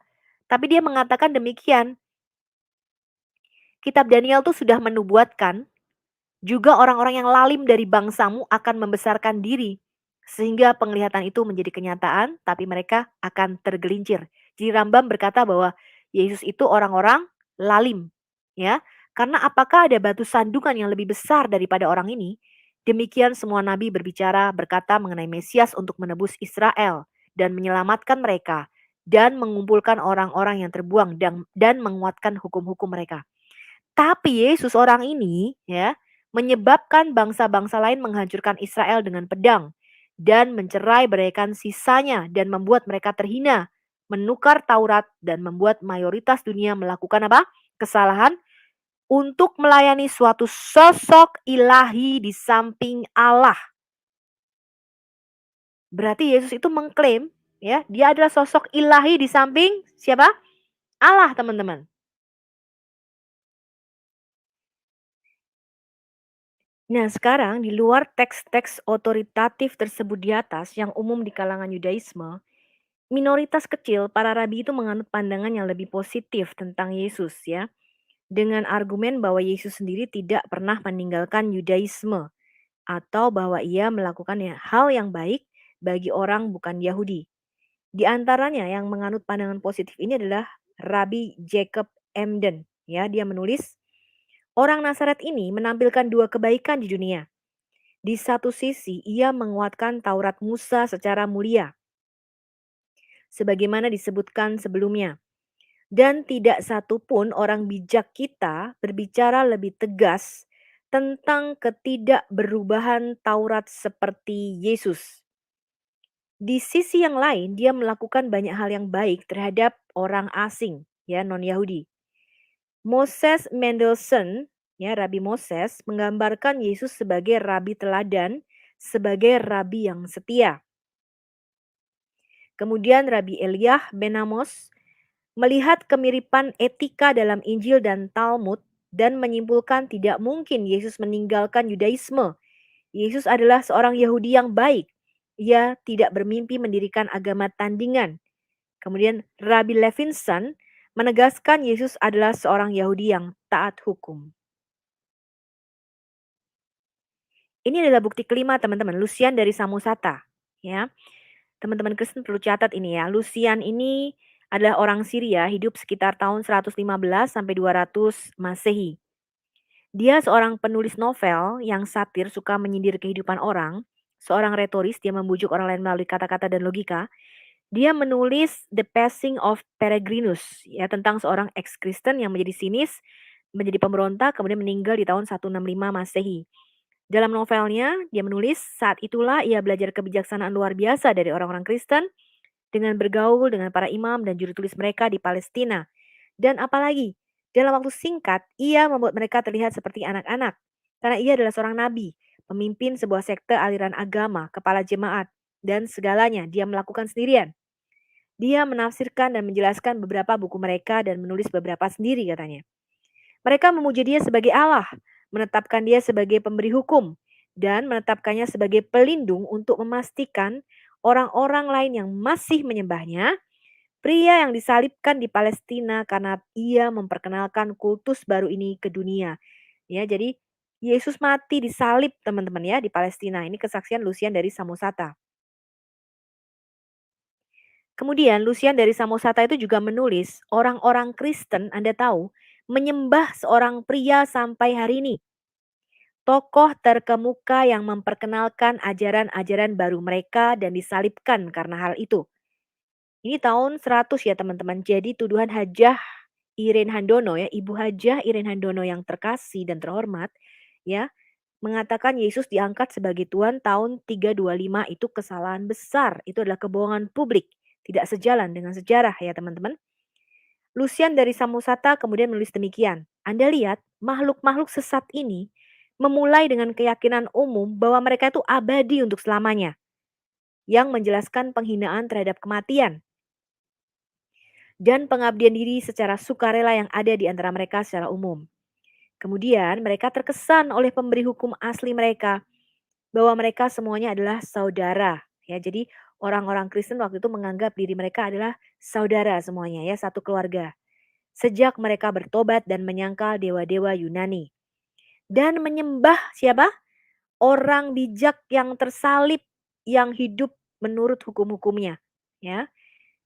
Semua ini mereka ambil dengan keyakinan dengan hasil bahwa mereka membenci semua barang-barang duniawi dan menganggapnya sebagai milik bersama. Ini mengokohkan kesaksian dari Alkitab Perjanjian Baru bahwa gereja mula-mula itu selalu ada yang menjual hartanya dan kemudian dibagi-bagikan sebagai milik bersama ya teman-teman.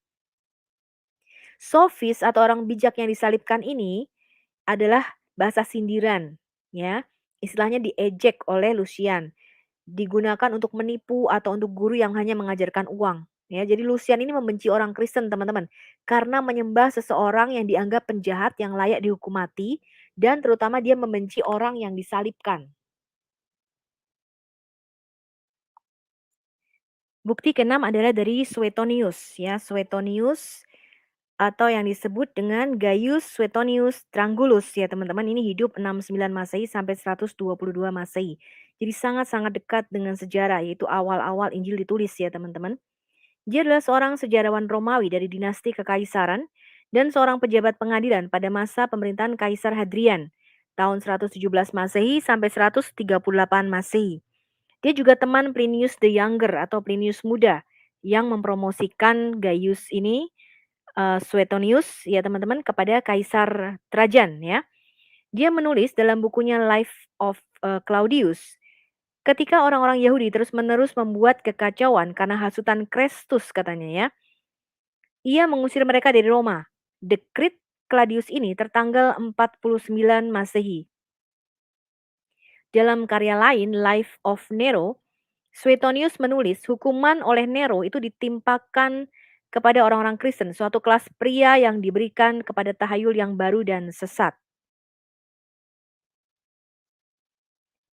Nah, ini bukunya teman-teman, Kisah 12 Caesar atau De Vita Caesarum, ya, di masa Kaisar Nero tahun 54 sampai 68 Masehi, ya, Kaisar Nero berkuasa. Selama masa pemerintahannya banyak pelanggaran dijatuhi hukuman berat, ya, waktu itu terjadi resesi, demikian teman-teman. Kemudian lihat ini, hukuman dijatuhkan pada orang-orang Kristen, nama kelas manusia yang diberikan kepada tahayul yang baru dan sesat katanya. Kemudian tulisan Suetonius tadi teman-teman, bahwa Claudius mengusir orang-orang Yahudi keluar dari Roma karena menimbulkan kerusuhan terus-menerus dengan Kristus sebagai pemimpinnya. Tulisan ini mengkonfirmasi Kisah Para Rasul 18 ayat 2 teman-teman. Di mana dikatakan di Korintus, Paulus berjumpa dengan seorang Yahudi bernama Aquila yang berasal dari Pontus. Ia baru datang dari Italia dengan Priscilla istrinya. Karena Kaisar Claudius telah memerintahkan supaya semua orang Yahudi meninggalkan Roma. Kemudian Paulus singgah ke rumah mereka. Jadi kita lihat bahwa Alkitab itu sejalan dengan sejarah teman-teman, ya. Tidak berlawanan dengan sejarah. Oke, ini adalah bukti ketujuh teman-teman, yaitu tulisan Celsus. Celsus adalah seorang filsuf pagan, ya. Dia kontroversialis, dia telah menulis serangan pedas terhadap agama Kristen dalam satu makalahnya yang berjudul Logos Aletes, ya, atau The True Word. Di antara berbagai tuduhan lain, Celsus telah mencela banyak doktrin Kristen, teman-teman. Dia menuduh orang Kristen itu tidak rasional, dia mengkritik orang Kristen sebagai orang-orang yang tidak berpendidikan, tertipu, tidak patriotik, berpikiran dangkal terhadap akal, dan juga menerima orang berdosa. Dia menuduh Yesus melakukan mujizatnya dengan menggunakan ilmu hitam, bukan dengan kuasa ilahi. Dan dia menuduh Kristen itu ajaran jiplakan dari Plato, ya, seperti Sanihung Munir yang sekarang, ya teman-teman, ya. Sanihung Munir, kemudian siapa itu, Insan Mokoginta dan sebagainya. Nanti kita akan buat sesi khusus untuk menjawab mereka, ya teman-teman. Celsus telah memperingatkan bahwa kekristenan sendiri itu menarik orang menjauh dari agama tradisional dan mengklaim bahwa pertumbuhannya akan menyebabkan runtuhnya nilai-nilai tradisional dan konservatif. Dia adalah seorang filsuf Yunani abad kedua, teman-teman. Nah, Bapak Gereja kita Origen itu membuat satu apologetika atau tindakan pembelaan iman, ya. Dia membela iman Kristen terhadap serangan Celsus. Dia membuat satu buku di tahun 248 Masehi atas desakan Ambros, ya. Ambros itu adalah seorang Kristen yang kaya. Ambros berkata kepada Bapak Gereja kita Origen, kamu harus tulis nih satu apologetika atau pembelaan iman Kristen, ya, terhadap Celsus dan ajaran ajaran Celsus gitu, ya teman-teman. Nah, bukunya itu terkenal dengan nama Kontra Celsus atau Menentang Celsus. Ya, ini buku Bapak Gereja kita Origen. Jadi saya harap teman-teman mulai berapologetika, ya, Anda bisa buka channel YouTube Anda sendiri dan mulailah Anda berapologetika. Ya, karena dalam Alkitab tertulis bahwa kita harus melakukan pembelaan iman, teman-teman. Kita jangan melakukan seperti yang Muslim lakukan, teman-teman. Mereka melakukan pembunuhan, penyerangan pribadi, memenjarakan orang-orang yang kontra atau mengkritik Islam, kemudian mereka juga melakukan pembakaran ya teman-teman terhadap buku-buku yang kontra ya. Kita jangan melakukan itu teman-teman, bahkan Injil Barnabas saja yang sampai sekarang masih ada ya teman-teman yang merupakan buku yang sangat kontra dengan kekristenan. Tapi kita harus elegan, jadi kita harus memberikan jawaban yang indah katanya gitu ya teman-teman. Kita harus memberikan jawaban yang indah kepada saudara muslim kita teman-teman, karena mereka tuh gampang marah ya teman-teman, gampang tersulut orangnya. Jadi kita harus memberikan jawaban yang indah kepada mereka, kita harus membuat apologetika teman-teman. Tulisan Celsus itu berkata demikian, Yesus datang dari sebuah desa di Yudea dan merupakan putra seorang Yahudi yang miskin yang mencari nafkah dengan pekerjaan tangannya sendiri. Ibunya telah ditolak oleh suaminya yang bekerja sebagai tukang kayu karena dihukum karena perzinahan dengan seorang tentara bernama Pantera. Ya, jadi cerita-cerita ini sudah beredar teman-teman ya. Karena itu ia diusir oleh suaminya, kemudian berkeliaran dalam kehinaan. Dia melahirkan Yesus, seorang anak haram. Yesus karena miskin dibuang ke Mesir katanya. Sementara di sana ia belajar ilmu magis ya, ilmu magic dari Mesir. Kemudian dia kembali ke rumah dengan penuh kegembiraan karena dia sekarang memiliki kekuatan-kekuatan magic katanya. Dan dengan kekuatan ini dia membuat dirinya sebagai dewa, teman-teman, ya. Ini adalah tulisan Celsus. Tulisan Celsus ini mengkonfirmasi kepada kita beberapa hal, teman-teman. Yang pertama, ada kuasa di dalam nama Yesus yang Celsus katakan menggunakan sihir dari Mesir, ya. Kemudian, kelahiran Yesus itu tanpa ayah biologis yang membuat Celsus mengarang cerita tentang tadi ya, tentara Romawi, ayah Yesus dengan Maria selingkuh ya, namanya Pantera tadi. Kemudian Yesus mengklaim dirinya sebagai anak Allah. Dan murid-murid awal Yesus menganggap Yesus itu sebagai dewa, sebagai Tuhan ya, yang percaya kematian dan kebangkitannya kembali. Tulisan Celsus banyak mengutip ayat-ayat Alkitab Perjanjian Baru. Bayangin ya. Tapi untuk apa? Untuk mengkritiknya. Nah, jadi kalau ada teman-teman muslim mengatakan ayat-ayat Perjanjian Baru, kitab kita sudah dipalsukan, musuh orang Kristen saja mengutip ayat-ayat tersebut. Jadi kita punya kutipan-kutipannya teman-teman. Ayat mana yang dia kutip ya. Tapi dia mengutip itu untuk apa? Untuk mengkritik ayat-ayat tersebut teman-teman. Nah, ini menguatkan, mengkonfirmasi Alkitab Perjanjian Baru kita teman-teman. Ya. Ini adalah bukti ke-8. Teman-teman harus ingat, ini adalah Julius Africanus. Dia adalah seorang Kristen. Sextus Julius Africanus itu hidup sekitar 160 sampai 240 Masehi. Jadi masih masih sangat-sangat dekat dengan sejarah ya teman-teman. Adalah seorang pengelana dan sejarawan Kristen Romawi yang hidup pada akhir abad kedua dan awal abad ketiga. Dia memberi pengaruh penting pada semua penulis sejarah Kristen dan bapak-bapak gereja. Bukunya itu namanya Chronographiae. Dalam 5 volume dia menulis sejarah penciptaan sampai pada tahun 221 Masehi, yaitu sepanjang 5.723 tahun ini menurut dia ya. Ini ada perbedaan sedikit teman-teman dengan Codex Leningrad yang akan kita pakai ya, perbedaan sejarah penciptaan ini. Dia mengutip tulisan Talus. Talus adalah seorang sejarawan Mediterania, menulis sekitar abad pertama.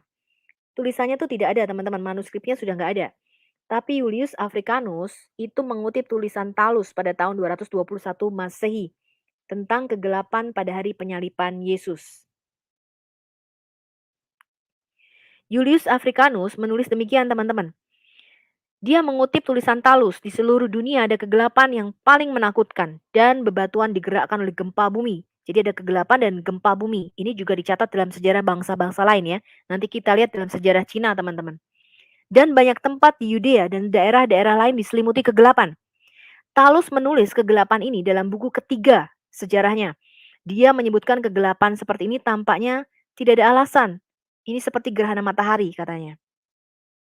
Karena Paskah itu selalu jatuh pada bulan purnama dan tidak mungkin ada kegelapan di hari Paskah. Kemudian Africanus mengutip juga tulisan Phlegon dari Thales, yaitu seorang penulis Yunani dari Karia, mengenai kegelapan dunia. Ya, Phlegon menulis tahun 137 Masehi. Phlegon menulis bahwa dalam Olimpiade ke-202 itu sekitar tahun 30 Masehi, itu yang kita percaya ya teman-teman, yang kita pegang. Ada gerhana matahari terbesar dan siang menjadi malam di antara jam ke-6 hari itu, yaitu jam 12 siang, sehingga bintang-bintang bahkan muncul di langit katanya. Ada gempa besar di Bitinia dan banyak hal yang terbalik di Nikea. Teks tersebut sebelumnya menyebutkan dalam dokumen yang sama tentang pemerintahan Kaisar Tiberius tahun ke-16 ya sebagai Olimpiade ke-202 yang membuatnya menjadi tahun 30 Masehi. Ini yang saya pegang ya teman-teman. Karena itu sesuai dengan nubuatan Nabi Yunus nanti ya, Yesus itu harus mati 30 tahun, kemudian 40 tahun kemudian Yerusalem akan dihancurkan atau dihakimi tepat di tahun 70 ya teman-teman, bait suci Yerusalem itu dihancurkan dan ini menggenapi persis sama dengan nubuatan Nabi Yunus. Perikop ini menunjukkan bahwa Injil Kristus itu telah mencapai Mediterania pada tahun 50 Masehi. Ini adalah kesaksian ke-9 dari Marabar Serapeon. Ya, Marabar Serapeon itu seorang filsuf Syria. Dia menulis surat teman-teman kepada anaknya. Surat itu merujuk pada perlakuan tidak adil terhadap 3 orang yang bijak menurut dia. Dia mencatat satu tentang pembunuhan Sokrates, yang kedua pembakaran Pitagoras, dan yang ketiga eksekusi raja bijak dari orang-orang Yahudi. Dia mengatakan teman-teman bahwa dalam ketiga kasus, kesalahan tersebut menghasilkan hukuman bagi bangsanya ya di masa depan. Mereka harus bertanggung jawab kepada Allah ketika orang-orang bijak itu ditindas. Dan tidak hanya kebijaksanaan mereka yang menang pada akhirnya, tapi akhirnya Allah menghukum penindas mereka. Ya, itu kata Marabar Serapeon. Marabar Serapeon menulis demikian teman-teman. Apa sih keuntungan yang diperoleh orang Yahudi dari mengeksekusi raja mereka yang bijaksana? Baru setelah itu kerajaan mereka dihapuskan. Allah membalas secara adil kepada ketiga orang ini. Orang Athena meninggal karena kelaparan, orang Samian diliputi oleh laut, orang Yahudi yang dihancurkan dan diusir dari tanah mereka, hidup dalam penyebaran terpisah seluruhnya. Tetapi Sokrates tidak mati untuk selamanya, dia tinggal di dalam patung Hera. Raja bijak juga tidak mati, dia hidup dalam pengajaran yang telah dia berikan. Ya, demikian tulisannya. Jadi dia memastikan Yesus itu mati ya teman-teman. Ini adalah bukti yang ke-10 teman-teman, yaitu Injil Gnostik ya. Injil Gnostik ini ditulis sekitar tahun 135 sampai 160, ditemukan di Nag Hammadi. Buku ini mungkin ditulis oleh seorang guru Gnostik Valentinus ya, yang menulis sekitar tahun-tahun ini. Injil kebenaran ini membahas masalah Yesus dalam sejarah di beberapa bagian singkatnya. Dalam tulisannya, ia tidak ragu untuk menegaskan bahwa anak Allah itu datang dalam daging. Penulis menegaskan bahwa firman datang ke tengah-tengah, kemudian tulisannya hilang ya teman-teman, itu menjadi tubuh katanya. Kemudian dia juga menyatakan, karena ketika mereka telah melihatnya dan mendengarnya, dia memberikan mereka untuk merabanya dan untuk menciumnya, dan untuk menyentuh anak yang terkasih.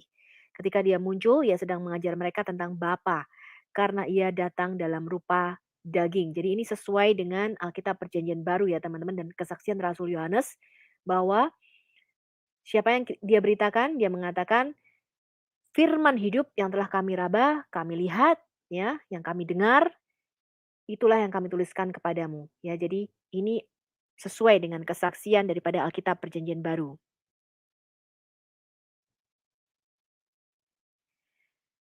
Dari dua kutipan tadi ya teman-teman, buku ini menunjukkan kepada kita bahwa Yesus adalah anak Allah dan firman ini sejalan dengan kesaksian Perjanjian Baru dan bahwa ia menjadi manusia, mengambil tubuh manusia yang sebenarnya yang dapat dirasakan oleh kelima panca indera. Kita juga diberitahu bahwa ia menginstruksikan orang-orang yang mendengarnya tentang siapa? Bapaknya.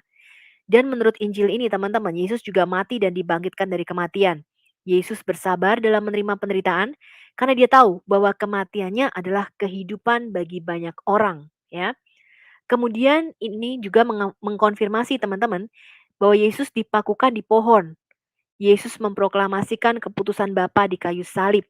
Dia menarik dirinya hingga mati melalui kehidupan. Pakaian abadi dia kenakan, yaitu tubuh kemuliaan ya, tubuh yang baru. Setelah menanggalkan dirinya dari kain yang mudah rusak, dia mengenakan pakaian keagungan yang tidak ada yang bisa mengambil darinya. Ini adalah tubuh kebangkitan ya teman-teman. Di sini dan kemudian penulis menyatakan bahwa Yesus dianiaya dan menderita, bahwa dia dipaku pada sebatang pohon. Ini mengacu pada penyalipan. Kita juga diberitahu tentang kepercayaan bahwa kematian Yesuslah yang membawa keselamatan sebagai pemberi cahaya kepada mereka yang menerimanya. Juga ditegaskan bahwa Yesus dibangkitkan dalam tubuh kekal yang tidak seorang pun dapat melukai atau mengambil daripadanya. Bukti ke-11 ini adalah The Treaty of Resurrection atau risalah kebangkitan. Risalah tentang kebangkitan.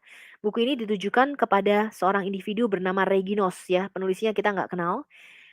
Mungkin beberapa pendapat ini juga Valentinus yang menulisnya ya teman-teman. Sekalipun ini bukan tulisan Kristen, tapi merujuk pada kepercayaan Yesus dalam sejarah. Nah inilah tulisannya teman-teman. Tuhan ada dalam daging dan mengungkapkan dirinya sebagai anak Allah. Sekarang anak Allah, Reginos, adalah anak manusia. Ia mempunyai dua hakikat tersebut, memiliki kemanusiaan dan keilahian. Sehingga di satu sisi ia dapat mengalahkan kematian melalui dirinya sebagai anak Allah, dan yang lain melalui anak manusia restorasi pleroma.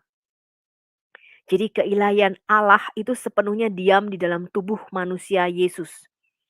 Hal ini mungkin terjadi karena ia berasal dari atas, dari benih kebenaran. Sebelum struktur dunia ada. Jadi sebelum dunia ada, maksudnya dari kekal gitu ya teman-teman. Dalam perikop ini kita menemukan banyak istilah-istilah ya atau terminologi gnostik ya. Di samping mengajarkan bahwa satu, Yesus menjadi manusia sebagai sang anak manusia. Dan yang kedua, keilahiannya yang sejati sebagai sang anak Allah yang mengalahkan maut. Jadi Yesus datang ke dunia ini dalam daging manusia, mati dan bangkit kembali. Karena kita telah mengenal sang anak manusia, kami percaya bahwa ia bangkit dari antara orang mati. Inilah dia yang kita katakan apa? Yesus adalah penghancur maut. Karena ia adalah orang besar bagi mereka yang percaya, hebat bagi mereka yang percaya. Dari surat ini kita diberitahu teman-teman, Yesus mati, ya, bangkit kembali. Dengan demikian menghancurkan kematian bagi mereka yang percaya kepadanya. Kita juga diberitahu tentang kebangkitan Yesus dalam pasal-pasal lainnya. Juru selamat menelan kematian, ditulis begitu ya teman-teman. Kemudian dia mengubah dirinya menjadi terang yang tidak bisa mati dan mengangkat dirinya sendiri. Dia menelan yang kelihatan dengan yang tidak kelihatan. Dan dia memberi kita jalan keabadian. Jangan mengira kebangkitan adalah ilusi. Itu bukan ilusi katanya. Tetapi itu adalah kebenaran. Memang lebih tepat untuk mengatakan bahwa dunia ini adalah ilusi daripada kebangkitan yang telah terjadi melalui Tuhan Juru Selamat kita, Yesus Kristus. Karena Yesus telah dibangkitkan, penulis menasihati Reginos. Kamu sudah memiliki kebangkitan, mengapa tidak menganggap dirimu sudah bangkit dan sudah dibawa pada kebangkitan? Karena itu dia didorong untuk tidak apa? Melanjutkan seolah-olah Anda akan mati.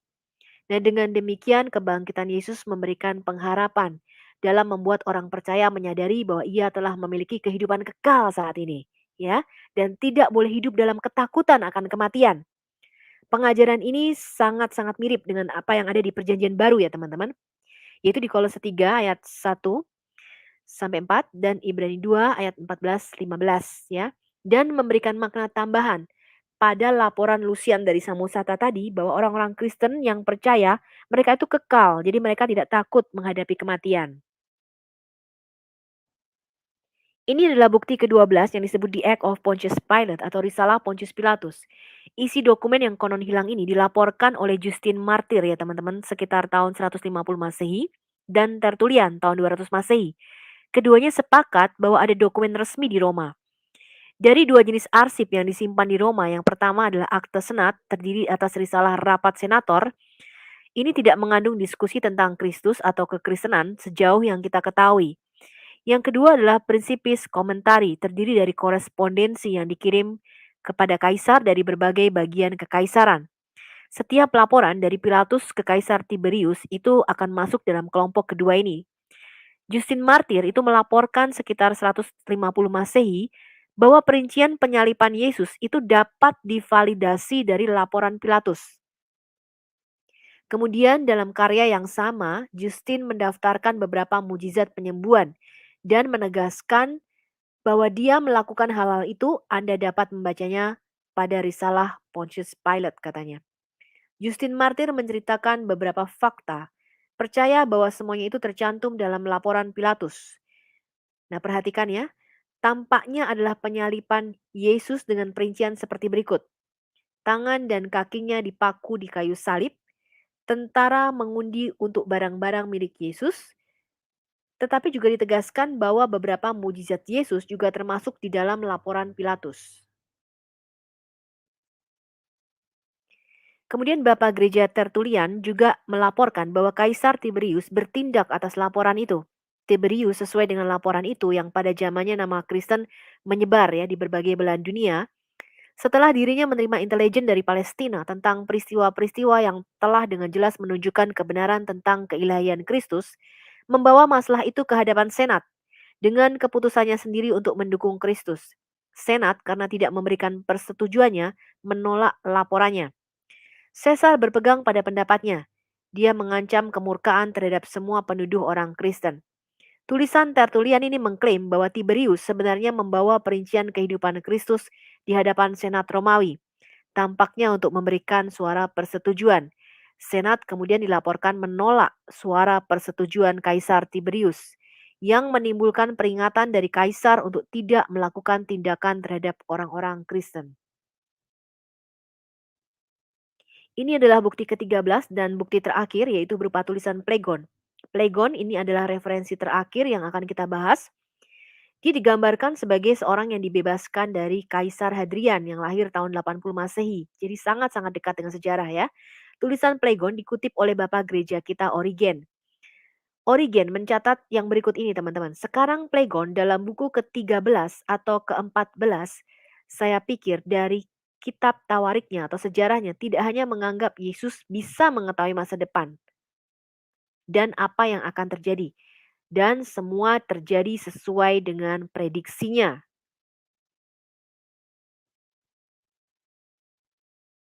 Origen memberikan satu referensi lainnya. Kali ini dia mengutip Plegon mengenai masalah kebangkitan. Yesus sementara itu tidak ada yang membantu dirinya pada saat penyaliban. Tapi ia bangkit setelah mati dan menunjukkan tanda-tanda hukumannya. Dan menunjukkan bagaimana tangannya memiliki luka yang telah ditusuk paku. Jadi Plegon menyebutkan bahwa Yesus membuat prediksi tentang peristiwa masa depan yang sudah digenapi. Origen juga menulis dan berkenaan dengan gerhana pada masa Kaisar Tiberius. Itu terjadi pada masa pemerintahannya. Yesus tampaknya telah disalibkan dan gempa bumi besar yang kemudian terjadi. Plegon juga saya pikir telah menulis dalam buku tawariknya yang ke-13 atau ke-14. Julius Africanus setuju pada referensi terakhir untuk Plegon. Menambahkan sedikit informasi lebih lanjut, Plegon mencatat bahwa pada masa Tiberius Caesar pada bulan purnama ada gerhana matahari penuh dari jam ke-6 sampai jam ke-9. Baik teman-teman, dari apa yang sudah kita pelajari tadi, kita mengetahui bahwa semua sejarah setuju dengan kematian dan kebangkitan Yesus ya. Permasalahannya sekarang adalah 700 tahun kemudian datanglah seorang nabi di Arab yang mengaku mendapatkan wahyu. Kemudian wahyu ini bertentangan dengan dokumen-dokumen sejarah yang ada. Nah, kita pikirkan saja sendiri teman-teman dan Anda ambil keputusan sendiri mana yang sejalan dengan sejarah dan mana yang berlawanan atau bertolak belakang dengan sejarah. Terima kasih teman-teman Anda sudah mengikuti seri 3B tadi. Sampai jumpa di video keempat dan silakan download dan sharingkan video ini bagi semua teman-teman di seluruh Indonesia baik yang muslim maupun yang Kristen. Saya menutup kembali dengan Roma 10 ayat 13 sampai 15. Sebab barang siapa yang berseru kepada nama Tuhan akan diselamatkan. Tapi bagaimana mereka dapat berseru kepadanya jika mereka tidak percaya kepada Dia? Bagaimana mereka dapat percaya kepada Dia jika mereka tidak pernah mendengar tentang Dia? Bagaimana mereka mendengar tentang Dia jika tidak ada yang memberitakannya? Dan bagaimana mereka dapat memberitakannya jika mereka tidak diutus? Seperti ada tertulis betapa indahnya kedatangan mereka yang membawa Injil atau kabar baik. Mari teman-teman kita bawa kabar baik atau Injil ini ke seluruh pelosok Indonesia. Indonesia pasti akan diselamatkan dan Tuhan akan mencurahkan roh kudusnya atas bangsa ini. Amin.